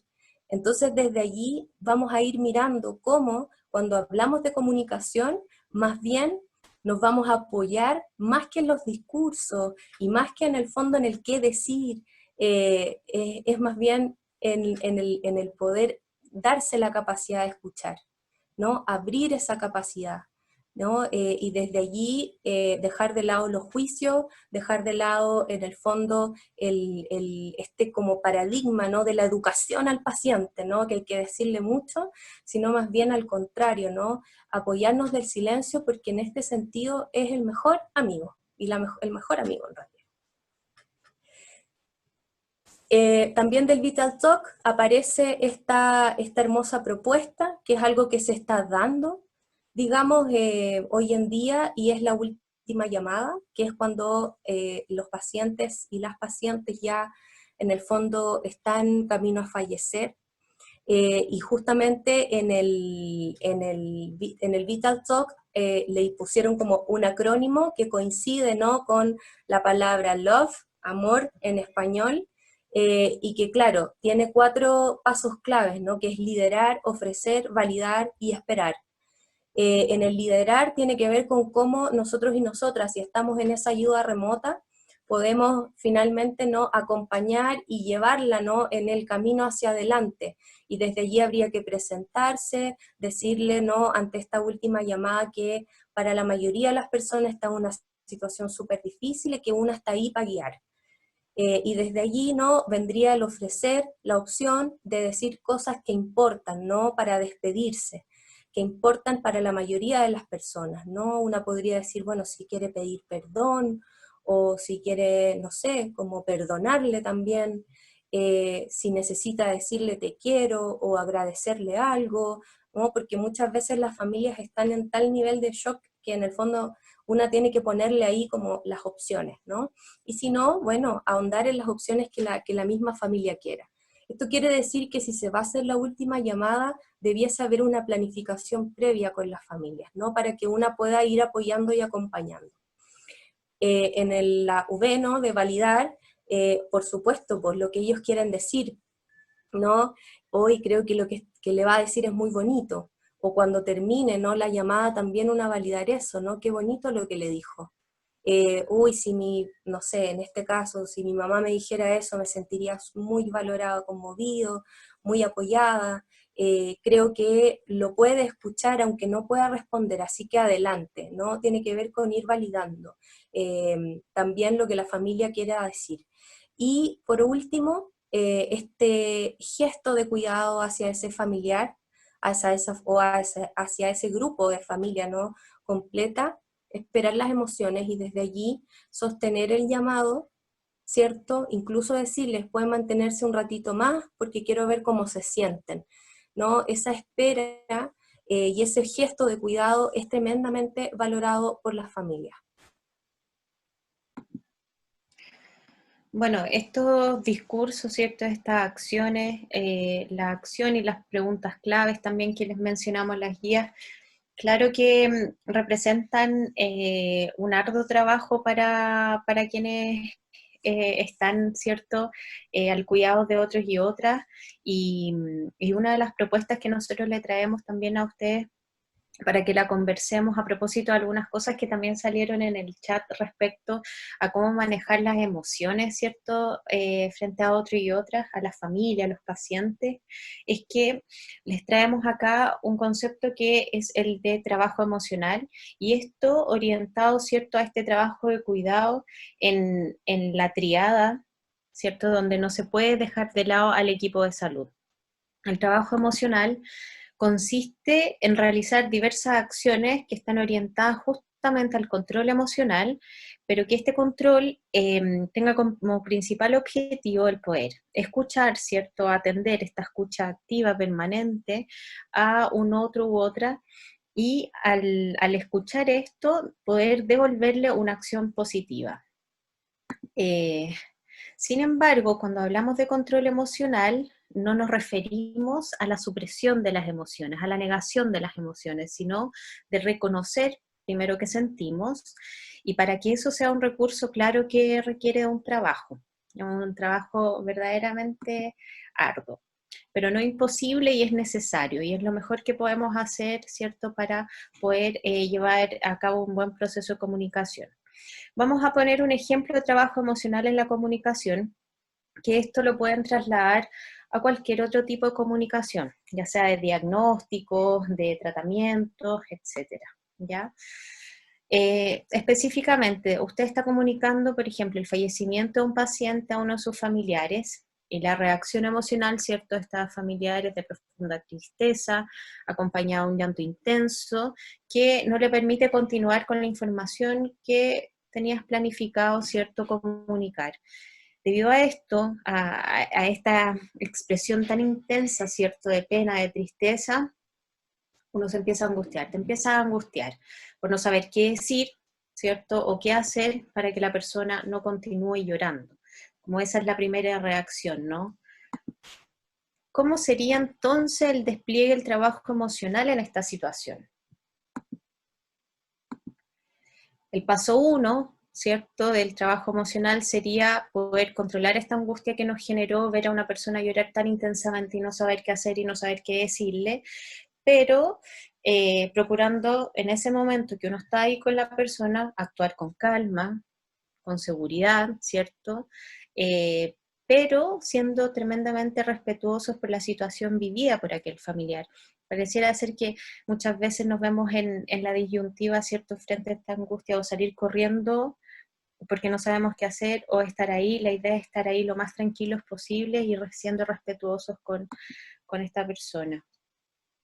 Para poder estar ahí, ¿cierto?, sosteniendo la angustia propia y actuar con calma, lo que les proponemos, ¿cierto?, en este trabajo emocional es que se otorgue un espacio para la expresión emocional, lo que mencionaba Jocelyn, ¿cierto?, el poder incluso poner una pausa de silencio para que la persona llore tranquilamente. Mientras se da ese espacio, uno puede desplegar distintas estrategias a nivel personal, ¿no? Dependiendo de cada uno, por cierto, respiración, la angustia la podemos ir, ¿cierto?, controlando a medida que vamos tomando conciencia de nuestra respiración, tratar de respirar lo más tranquilo y profundo posible, conociendo nuestro cuerpo, ¿no? El también hacer una pausa, a lo mejor en esta situación podemos plantearle la necesidad de una pausa, ¿cierto?, a la familia, al familiar, y decirle, cuando, bueno, vamos a tomar un tiempo, yo voy a salir un momento, si es que están en una sala, ¿cierto?, y nos volvemos a reencontrar en unos minutos, y así también ustedes poder darse el tiempo de poder respirar más tranquilamente, y también de salir del escenario que le está generando angustia, por ejemplo. El adoptar una actitud comprensiva hacia esta situación, ¿no? Y el intervenir cuando le sea posible. Frente, ¿cierto?, a poder instalar un poco la posibilidad de la autorregulación también de la persona a este llanto intenso, uno podría empezar a expresar frases que indiquen el apoyo incondicional, más que solamente el de tranquilizar la emoción. ¿no? Es distinto a decir, ya tranquila, cálmese, no llore tanto, sino más bien expresiones de apoyo, que sean un real apoyo para la persona, como por ejemplo, tómese el tiempo, cuando pueda yo estoy aquí para responder y hablar de todo lo que necesite, ¿no? Dando la cabida aún con esa intervención, ¿cierto?, a la expresión emocional. Y esto lo podemos trasladar también, claro que tomando todos los resguardos, conociendo, teniendo un vínculo, ¿cierto?, con las familias, a expresiones de rabia, por ejemplo, y otras emociones que son muy negativas y nos cuesta mucho también hacerle frente en un momento así. Para, en el fondo, ir trabajando la esfera emocional, ¿cierto?, podemos realizar distintas acciones, tanto a nivel individual como grupal. Por lo tanto, un paso siguiente a este paso, ¿cierto?, presencial o en directa relación con la persona a la cual uno comunicó, el segundo paso sería ya fuera de la entrevista, ya cerrando, ¿cierto?, la entrevista, tomarse el tiempo para hablar de esta angustia que se sintió, ya sea en una instancia formal o informal del equipo. ¿Ya? Y esta acción, como dice ahí, tiene como principal objetivo gestionar nuestras emociones. Por lo tanto, es muy importante este paso, que al final se transforma en un paso previo para las comunicaciones que siguen, ¿no? Para poder prepararse, ¿cierto?, para el enfrentar las emociones de otros y otras en comunicaciones futuras. Podemos entonces realizar este trabajo emocional acudiendo a especialistas de la salud mental, ¿cierto?, nosotros mismos, validar esos espacios, realizar grupos pequeños de simulación entre pares para poder, en el fondo también, crear, co-construir en conjunto estrategias que nos permitan abordar las situaciones de mejor manera. Si alguien del equipo tuvo una reciente pérdida, probablemente no esté en las mejores condiciones para comunicar, y por lo tanto el establecer reuniones de equipo donde se compartan experiencias y emociones va a poder generar justamente acciones para abordar esas situaciones y trabajar colaborativamente, ¿no? Y finalmente, la implementación de ritos a modo de pausa para gestionar las emociones también son importantes de ir problematizando, ¿cierto?, en el trabajo de equipo para los procesos de comunicación. Junto al trabajo emocional, que es muy importante el trabajo emocional porque es algo que hacemos siempre, ¿no? Solo que no nos damos cuenta y tampoco le damos cabida a esa segunda parte de la que la Tania hablaba, ¿no? Como estamos constantemente controlando en función de la ayuda, ¿no?, hacia otros y otras lo que nos pasa, que muchas veces tiene que ver con el dolor de esa persona y que claro, y que nos afecta, pero claro, no nos damos ese otro paso para desplegar en el fondo, para vertir, para volcar lo que nos pasó posteriormente, ¿no? No lo elaboramos, nos quedamos como con eso ahí. Entonces, a veces no queda en el cuerpo eso. Junto a ese trabajo emocional, también está el trabajo de recuperación como un trabajo muy importante, especialmente para equipos que están viviendo situaciones muy intensas de manera cotidiana, ¿no? Dale, Tania, en el fondo. Cada vez que se viva, ¿no?, una situación intensa, es importante la pausa, sino cómo seguimos trabajando, ¿no? Cuando hablamos de desgaste es porque en general no se da el trabajo de recuperación. Y claro, en este sentido, si no puede ser algo que nos conecte con el dolor, con lo que estamos sintiendo, en el fondo porque nos tenemos que defender, a veces incluso el trabajo de recuperación puede ir por la línea de, en el fondo, distraerse nomás, ¿no? De sacarnos un ratito de la actividad para poder volver, ¿no? Entonces, desde allí lo esencial no es la actividad en sí, sino el proceso de desconexión que van en el fondo a poder cuidarnos un rato, aunque sean 5 minutos, de la situación intensa que acabamos de vivir, y para así no volver en el fondo a seguir trabajando, entendiendo que muchos de nosotros y nosotras trabajamos en situaciones que a las 8:30 de la mañana ya estamos viviendo una situación intensa y nos queda como toda la jornada siguiente.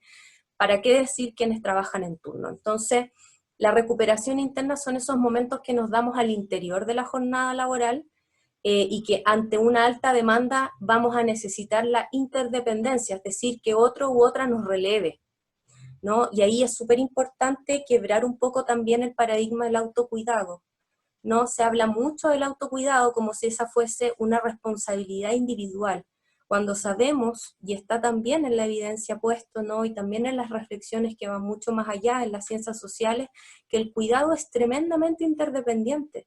El autocuidado es muy difícil, ¿no? Como de que ocurra, porque siempre vamos a necesitar de un otro u otra que nos cuide, y en el caso de la comunicación de malas noticias, en el caso de situaciones difíciles, la institución también nos debiese permitir cuidarnos, nos debiese ofrecer espacios de pausa.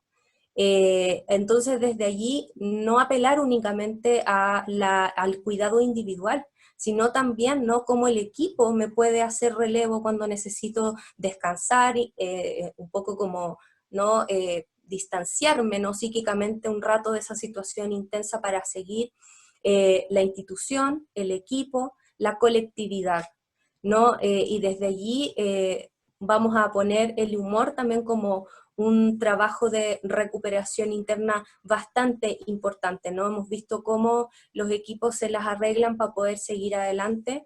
Esta foto tiene que ver con una entrevista que se le hizo, ¿no?, al doctor Ugarte, que fueron un par de periodistas a hablar a la UCI, ¿no?, para ver cómo estaba el contexto COVID, y me impresionó que la periodista le pregunta, ¿no?, si con mucha claridad y agudeza, ¿no?, si se puede en el fondo... si ellos pueden después de una muerte, ¿no?, como tener un espacio para poder recuperarse, y me dolió mucho la respuesta del doctor porque le dice, ¿no?, como todo lo que se planifica de poder tener su espacio después de la muerte de un paciente, bueno, no se puede. La vida es más dura de lo que uno piensa. Y eso a mí me preocupa mucho, porque en el fondo estamos viendo claro, que está pasando que ante la escasez de recursos humanos, hoy en día los equipos no tienen este trabajo de recuperación, en el fondo no se lo pueden ni siquiera permitir, pero aún así tenemos que relevarlo como algo, ¿no?, que finalmente permite evitar este desgaste, ¿no? Si yo no hago el trabajo de recuperación, sigo en el fondo trabajando, ¿cierto?, con la pila baja, y eso finalmente, claro, es como un círculo vicioso. Dentro del trabajo de recuperación, dale Tania, digamos, y del trabajo emocional están los ritos, ¿no? Los ritos son una manera de poder generar instancias de contención, como dice esta cita muy importante, y disminuye el riesgo de los duelos prolongados en los profesionales de salud. Esta cita es de la Paula Vega, que es una enfermera que queremos mucho, que trabaja más bien en el área, digamos, docente, pero que ella junto a un grupo de investigadoras han estado en nuestro contexto chileno trabajando fuertemente por investigar y validar los duelos de los equipos de salud, ¿no? Que es un temazo, porque finalmente dentro como de esta negación, ¿no?, de las malas noticias, de las situaciones difíciles, de que eso no ocurre, ¿no?, en los espacios de salud, lo que ocurre también es que eso termina no validando el dolor, no validando el duelo de los equipos de salud, porque los equipos de salud no solo sufren cuando se mueren colegas, no cuando se mueren funcionarios o funcionarias, sino también cuando se mueren pacientes, y específicamente en este caso de manera muy masiva. Entonces el tema está en que habría que empezar a validar esto, ¿no? Acá hay un rito que se hizo en pandemia y que lo teníamos que mostrar, es un video en realidad que está en Twitter, que también el doctor Ugarte lo subió, y que es la despedida de el doctor Juan Carlos Carvajal, ¿no? Cuando se va del hospital le hacen un pasillo de honor, y ahí en el fondo pasa, ¿no?, él junto al equipo, y el equipo de salud que está alrededor lo termina aplaudiendo y despidiéndose de él. El poner estos ritos, ¿no?, como parte de las prácticas también aporta, ¿no?, al trabajo de recuperación y al trabajo emocional del que estábamos hablando, porque, dale con la otra diapo nomás, tiene una importancia en el sentido de que ante la muerte, ¿no?, restablecen el orden social perturbado, ¿no? Esta pausa es necesaria porque así no, yo puedo seguir trabajando después. Tiene funciones de constatación, ¿cierto? Porque ahí queda claro, no se asienta el tema de la muerte en el hospital. Actúa como sistema de apoyo en el sentido de que esto se colectiviza, ¿no? Este pasillo de honor, por ejemplo, estamos viendo ahí cómo esa misma línea, ¿no? Esas dos líneas que están ahí aplaudiendo son un sistema de apoyo en sí mismo que permite la gestión, ¿no? Del impacto emocional del proceso y posibilita reencontrar el sentido ético del trabajo asistencial, ¿no? El seguir negando la muerte no nos hace desencontrarnos con el sentido ético del trabajo asistencial. Y por otro lado, en el fondo, claro, yo insisto, está muy difícil hacer un rito cada vez que se muere un paciente hoy en día, ¿no? El otro día estuvimos en una capacitación remota con un equipo de procuramiento de un hospital y a cada rato se nos cruzaba este código que era como COVID-19 Zócalo, COVID-19 Zócalo, ¿no? A cada rato. Yo quedé muy afectada porque después la persona de la capacitación nos decía que ese código era cada muerte que en esa mañana solamente se había dado por COVID-19.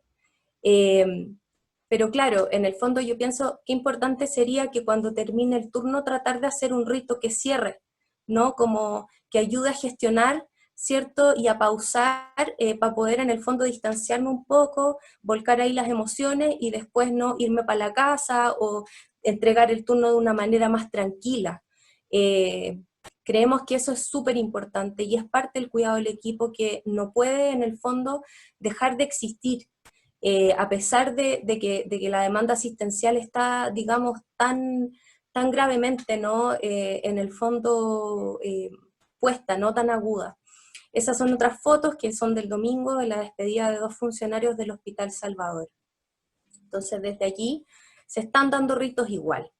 Y ahora último, dejarles el testimonio, digamos, de una familiar a la que entrevistamos el año pasado, que un poco nos dice de qué se trata comunicar. El médico tiene que saber que existe, o la enfermedad el papelito que hay que llenar, también tiene cosas que son como claves, tampoco esa cosa como tan fingida, como que tú sabes que te están... No, sino uno no necesita estar fingiendo que siente un gran dolor por la persona que partió, porque de verdad que a lo mejor no lo siente, pero su trabajo tiene que ser un trabajo amoroso, pero no es porque tenga pena por la persona que se está yendo, sino porque su trabajo lo requiere. Bueno, finalmente es eso, ¿no? Que no se nos olvide que comunicar malas noticias es un trabajo amoroso y comunicar de manera humanizada es comunicar con amor.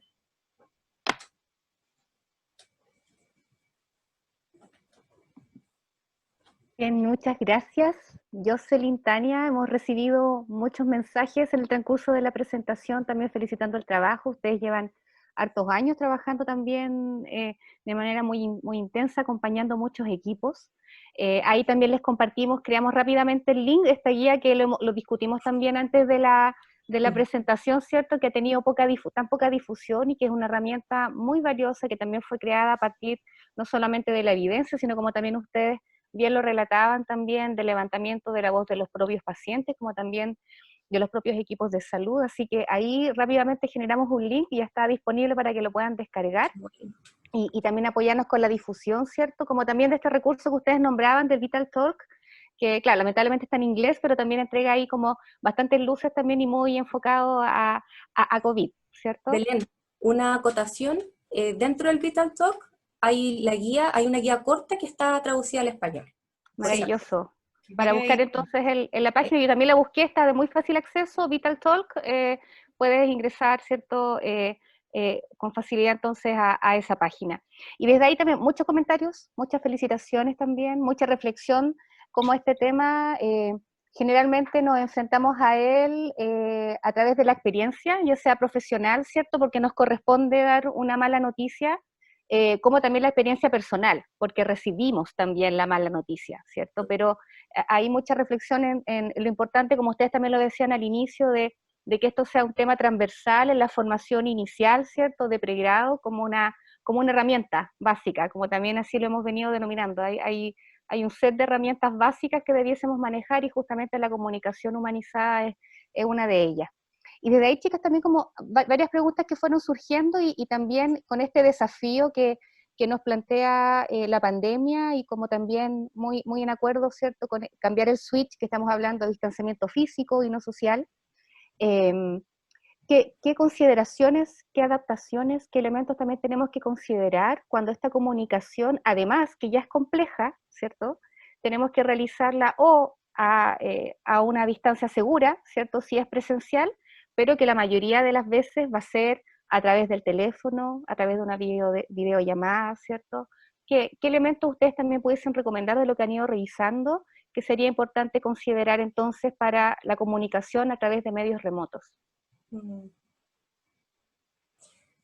Tania, no sé si... o le doy yo. Dale tú primero. Ya. O sea, lo que hemos visto en el fondo primero es que, bueno, los elementos de protección, los EPP, claro, es un poco lo que decía la Tania, ¿no? Ante la mascarilla, entonces habrá que enfatizar, ¿no? Como compasión en la mirada, ¿no? Ese es un tema no menor. El lenguaje no verbal ahí, en el fondo, también está medio limitado en ese sentido. Pero claro, nos quedan los ojos. Entonces ahí sostener la mirada y en el fondo tratar como de trabajar en aquello es muy importante. Cuando es por teléfono sí hay una consideración fundamental que tiene que ver con la seguridad de la persona que está del otro lado del teléfono, a propósito del trabajo de cuidado, ¿no? No es lo mismo comunicar una mala noticia a alguien que está, no sé, conduciendo un auto, ¿no? A alguien que está tranquila, sentada, digamos, en su casa, porque hay que tener mucho ojo con eso. En general, lo que se recomienda es que no se haga por teléfono, pero ante la situación que estamos viviendo hoy en día, si tiene que ser necesariamente así, entonces habría que asegurarse de que la persona se encuentre en un contexto, ¿no? En un espacio físico que la contenga, ¿no? Y que no en el fondo no la arriesgue más de lo que ya emocionalmente la arriesga la propia noticia, ¿no? Eso es algo que hemos ido observando que es súper importante tenerlo considerado. Sí, y, o sea, yo creo que la intención comunicativa no se pierde de acuerdo al dispositivo o a lo, digamos, claro, pues al acceso que uno pueda tener con la familia y los pacientes, porque creemos que justamente pasa por el investir, ¿cierto?, a ese teléfono, a ese video o digamos, a ese espacio que está todo, digamos, como trazado por la mascarilla o estas protecciones grandes, que las palabras vayan con, digamos, con esta empatía, ¿cierto?, por la situación vivida, que claramente el lenguaje corporal va a tomar otro sentido, ¿cierto? El estar mirando, el contacto visual va a ser mucho más importante, entonces, así como uno adecua el lenguaje, las palabras que va a usar, también les va a significar, ¿cierto?, adecuar el tono de voz, adecuar la gestualidad y la corporalidad, si es que son videos, ¿cierto? Pero yo creo que en estas instancias todos los dispositivos son válidos si se hacen con esta actitud, ¿cierto?, esta intención comunicativa.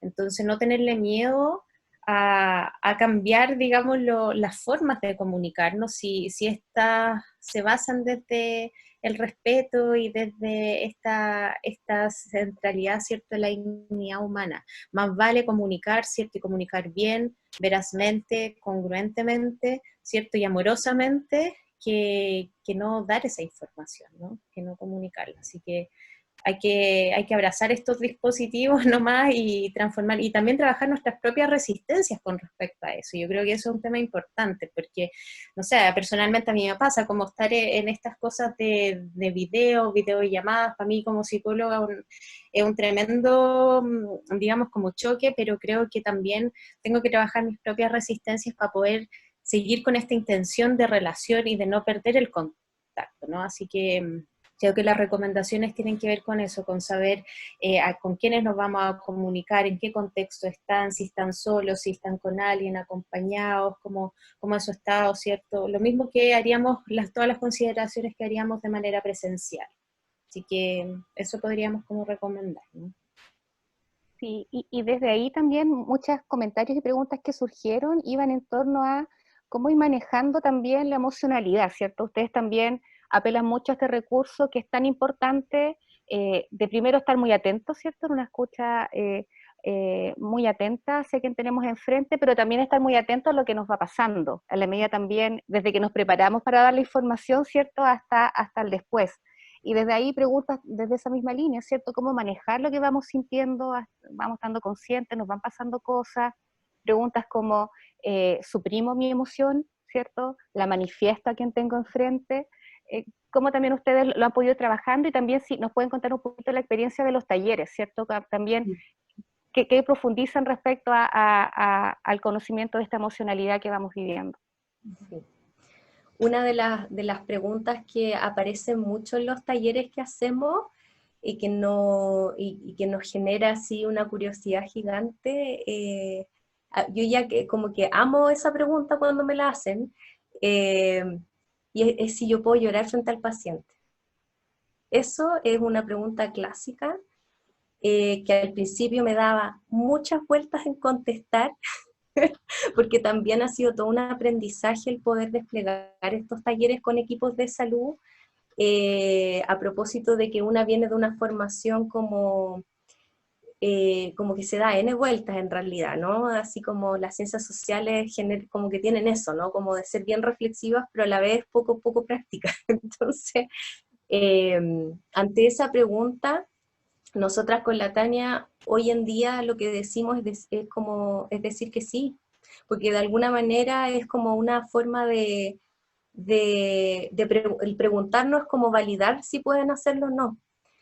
Porque también está esta creencia de que pareciera que uno tuviese que ser como un robot frente a la persona y no mostrarse. Y decimos que sí, siempre y cuando ese llanto, ¿cierto?, no sea tan fuerte, tan intenso como para que sea la persona, no el familiar o el paciente el que me tenga que sostener o contener emocionalmente a mí, ¿no? Como que ahí está el límite finalmente. Pero que uno pueda en el fondo, no sé, como expresar las lágrimas que salen a propósito del dolor de ciertas situaciones.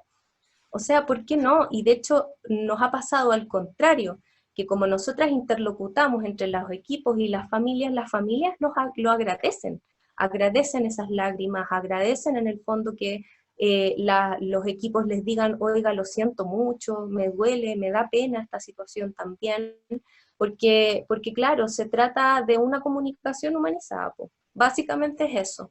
Entonces desde allí, mientras mi emoción no genere esta perturbación en el otro, que sea como él o ella quien me tenga que contener a mí, está todo bien, una no suelta la relación de ayuda en ese sentido, ¿no? Y desde allí entonces el suprimir las emociones, de hecho al contrario, es peor porque esa defensividad también la familia la percibe. Entonces, claro, en el fondo, por eso lo que la Tania decía, ¿no? El trabajo emocional es importante, no es suprimir, es controlar para que no sea tan intenso, ¿cierto? El tema emocional propio, y eso después se tendrá que poner en otro lugar también. Y eso nos pasa también con la rabia, ojo, que también los pacientes y las familias nos dan rabia a veces, ¿no? Y claro, y ahí en el fondo hay que controlar esa rabia y después descargarla en algún otro lugar, depositarla por ahí, y trabajarla también, con el mismo equipo se puede hacer, pero finalmente, claro, no se trata de suprimir las emociones. ¿No? Y agregar también, por ejemplo, la experiencia con los equipos de salud específicamente, nos ha pasado. Nosotros trabajamos roleplay en los talleres y un caso, ¿cierto?, es abordado completamente distinto por un médico y por otro médico, porque, no sé, hay algunos que prefieren abordarlo desde, no, yo no puedo mostrar mis emociones, tengo que mostrar un semblante más bien serio, acucioso, ¿cierto?, como técnico, y otros, ¿cierto?, que prefieren más bien tener un estilo más cálido, más cercano, con palabras que a lo mejor se salgan más de lo técnico, y lo que uno ha visto es que todo va a depender del estilo de la persona, todo va a depender de también cuán cómodos se sienten en relación a las emociones de otros y otras, y por eso el trabajo emocional es tan importante, ¿no? Aquellos profesionales con los que hemos realizado estos talleres y que se sienten más cómodos acompañando emociones negativas tienen que ver con estrategias que utilizaron en ese momento en el role-playing para justamente vincularse con sus propias experiencias. Entonces, lo que hemos visto es que la medida en que se vinculen con sus emociones y sus propias experiencias, va a ser mucho menos, digamos, temerosa su actuar en cuanto a la emoción de otros y otras, ¿no? Entonces, claro, por eso mencionábamos que el trabajo emocional, si bien es cierto, viene como en esta segunda etapa, es también una preparación para poder estar con otros y otras en sus emociones, y eso implica, y lamentablemente para quienes quizás temen o no les gusta, digamos, revisar lo que sienten, pareciera que es necesario, ¿no? Así que la recomendación es no suprimir las emociones, sino que afrontarlas. Perfecto. Y también ahí conectado con este concepto que ustedes introducían al inicio, ¿cierto? Que esta es una competencia consciente, ¿cierto? En el amplio sentido, tanto estar consciente de lo que voy mencionando, lo que voy hablando, lo que me va pasando, mi gestualidad, ¿cierto? Y estar ahí en una atención plena también de lo que va ocurriendo en la humanización. Muchos también comentarios, y nos van quedando muy poquitos minutos, asociados también a los roles, ¿cierto? En que también, y ustedes daban este ejemplo como muy clásico, ¿cierto? Se puso a llorar que traigan corriendo al psicólogo, ¿cierto? Desde la caricatura, pero que también sabemos que está también muy vinculado a que tenemos en el equipo personas que usualmente se hacen cargo de estos momentos más críticos, ya sea desde lo psicosocial o en el mismo equipo, ¿cierto? En el mismo equipo clínico, como también ir entonces transversalizando más esta competencia y que no se concentre solo en algunos, ¿cierto? Sí. Ahí, como también les ha ido a ustedes en ese trabajo, por ahí alguien decía de encantar también, en otras disciplinas, ojo, también queremos reconocer que sabemos que hay equipos que lo están haciendo maravilloso, que ahí hemos ido conociendo prácticas pero preciosas y de verdad ahí nuestros aplausos para ellos, pero claro, es como tenemos también siempre, por eso también tenemos este tema hoy día, ¿cierto? Sabemos que es una competencia que es necesario transversalizarla mucho más. Y en eso como encantar, acuñando el concepto que por ahí decía un participante. Nos ha costado mucho, hay que decirlo, porque es una transformación cultural y tiene que ver con la cultura sanitaria, ojo.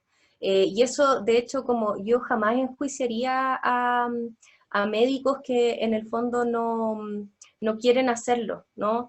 Yo creo que en el fondo hay muchos médicos, médicas, enfermeros, enfermeras, equipos de salud que finalmente no quieren hacerlo porque se sienten muy inseguros, porque claramente cuando entramos en los talleres nos damos cuenta de que hay un tema en la formación que está hiper, digamos, cargado hacia un lado más que al otro, ¿no? Como, y de hecho cargado tanto hacia un lado que va en detrimento de este otro, de estas otras tareas que tienen que ver, claro, con las competencias más conscientes, ¿no? Estas mal llamadas habilidades blandas, que no tienen nada de blandas, ¿no? Son bien duras, son bien, ¿no?, fuertes. Pero desde allí, en el fondo, más que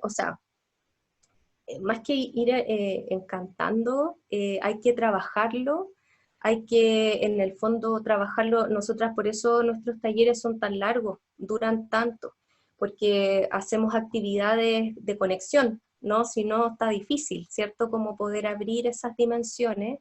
Y por otro lado tiene que ver con todo un desarrollo y una deconstrucción, ¿cierto? De todas estas, en el fondo, como lógicas cartesianas, ¿no? Que separan la mente del cuerpo. Hay una anécdota, una vez yo me acuerdo, fui a una urgencia, estaba muy mal, me puse a llorar y el médico me preguntó si yo estaba llorando. Yo me ilusioné mucho porque me hizo esa pregunta y su respuesta, y yo le dije que sí, porque estaba llorando, y me dice, ya, para descartar entonces que no tiene conjuntivitis. real, o sea, real que fue así. Y yo dije, chucha, ya no le va a dar, no le va a dar cabida, digamos, a mi llanto, solo quería descartar lo físico de eso. Entonces, desde allí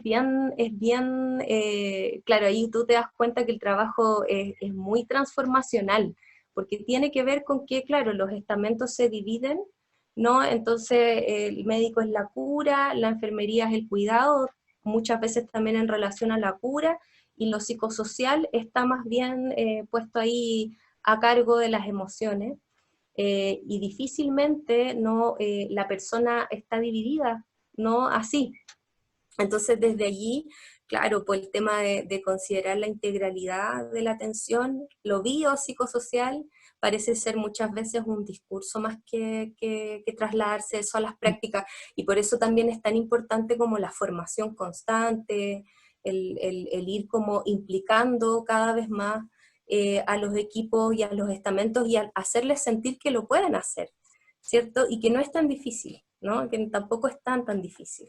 Sí. Así que eso. O sea, yo creo que una de las estrategias que hemos eh, puesto para encantar quizás a los equipos, sobre todo a los estamentos que son más duros en esta instancia de participación, digo, es justamente llevarle el testimonio de las personas, de las familias, porque de verdad que hay muy pocas instancias donde ellos puedan escuchar de primera fuente cómo ha sido la experiencia frente a una atención. Y eso, cuando lo escuchan, es tremendamente potente, cobra sentido, ¿cierto? Le empiezan a revisar todas sus prácticas y toda, digamos, como la posición frente al acompañar a las familias y a los pacientes, digamos, que estén en alguna situación compleja.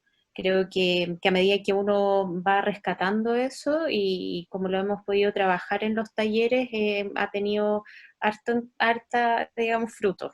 Así que es como una bola de nieve, ¿no? Al final De todas los formas. equipos se van encantando, Y claro. yo creo que también una de las cosas que en el fondo van apoyando en relación a lo que hoy en día se está desarrollando mucho más en la literatura también, es que ya le estamos hablando de las consecuencias que tienen las experiencias de las personas, no al pasar por los centros de salud. Nosotras, por ejemplo, nos basamos mucho cuando trabajamos en donación, ¿cierto? Y trasplante, en un texto que habla de las memorias traumáticas de las familias de donantes, ¿no? En la repercusión, ¿no?, que tiene eso. Y por ejemplo, hoy en día se está hablando mucho del síndrome post-hospitalización o post-UCI, que también lo sufren las familias, ¿no?, los pacientes, pero también las familias. Entonces, el mostrar ese tipo de, en el fondo, de consecuencias, ¿no?, es súper fundamental y es de apoyo como para entender, ¿no?, las implicancias que tiene el trato en las personas, ¿no? Como al final eso termina, ¿no?, como teniendo, claro, a veces consecuencias más graves que la misma enfermedad. De Entonces, el todas mostrar formas. eso, mostrar incluso cómo repercutimos en el duelo, ¿no? Cuando hablamos de comunicación de muerte, en las tareas del duelo posteriores a la familia es súper importante, como dice la Tania, ¿no? Ujú. Y sin duda, y también por eso estamos tocando este tema, ¿cierto? Tiene que ver también con el contexto, tiene también que ver con las implicancias. Sabemos que es una necesidad sentida desarrollar mucho más herramientas en este ámbito, pero también un afán, ¿cierto?, preventivo. O sea, cuán protector también resulta en el mediano y el largo plazo el que es una mala noticia, una noticia compleja, ¿cierto?, me haya sido transmitida también de una forma humanizada, ¿cierto?, con la información, con el trato que merecía y que yo requería en ese momento. ¿Sí? También va a tener implicancias no solamente para ese momento puntual, sino sin duda, como bien señalabas tú, ¿cierto?, para trabajar el duelo en el caso de una muerte, pero no solamente vamos a trabajar duelo asociado a muerte, ¿cierto?, también de recibir un diagnóstico, ¿cierto?, con un mal De enfermedad pronóstico, una crónica. enfermedad crónica. O sea, aquí y también en eso muchas preguntas surgieron, ¿cierto? Este ámbito, si bien desde la experiencia de ustedes está mucho más vinculada a la experiencia de muerte, pero sin duda también es un enfoque que nos permite abordar el amplio espectro de comunicación de noticias, ¿cierto?, complejas, de malas noticias. Así que nos están quedando ya los últimos minutitos. No quiero, ¿cierto?, que se nos acabe el tiempo sin agradecerles profundamente a Tania y a Jocelyn. También tuvieron que adaptar la forma usual que tienen de trabajo, ¿cierto?, para este formato. Así que muchísimas gracias, como también dentro de los tremendos expositores que hemos tenido, con una apertura tremenda, una disponibilidad sumamente generosa de poder compartir sus aprendizajes y sus conocimientos con los participantes. Recordarles que todo esto va a estar disponible en el canal de YouTube de Hospital Digital, así que para que estén atentos, ahí los chiquillos de Hospital Digital súper rápido editan, ¿cierto?, y suben, así que probablemente ya en 2 o 3 días va a estar listo el video. Estamos tratando también de preparar un resumen de todas las teleconferencias que hemos ido generando los días martes, para que también quede un documento de apoyo. Ahí nos han llegado muchos comentarios que quieren también, ¿cierto?, profundizar mucho más, así que también pronto les estaremos contando de aquello a los participantes. Y nada, nuevamente, ¿cierto?, poder entonces invitarles para este ciclo. Vamos a continuar durante junio, ¿cierto?, con otros temas. Estamos ahí generando también el temario de los próximos temas. En esta misma también, siempre vamos con esta vara alta, ¿cierto? ¿Qué más seguimos a continuación? Y agradecer a todos los participantes. En el momento del PIC tuvimos alrededor de 800 personas conectadas escuchando esta conexión, así que para nosotros también es súper potente esta posibilidad, esta pantalla que nos brinda Hospital Digital de llegar a tantos equipos de salud y equipos intersectoriales. Así que últimas palabras para agradecer al tremendo equipo de Hospital Digital que nos están apoyando ahí tras bambalinas, a TICS, MinSal también, y como siempre a todo el equipo también de la Mesa Técnica de Salud Mental de MinSal, que estamos también trabajando para poder entonces apoyarles con herramientas en contexto de pandemia. Así que nos despedimos por hoy. Para el próximo jueves, muchas preguntas en los mismos links, ¿cierto?, con los que accedieron hoy día. Pueden acceder para la teleconferencia del día jueves, así que también no se pierdan los tremendos temas que estamos ahí abordando. Así que un gran abrazo para todos y todas. Un abrazo. Y que estén bien. Chao, Abrazos. que estén bien. Cuídense todos. Cuídense. Chao. Chao. Chao.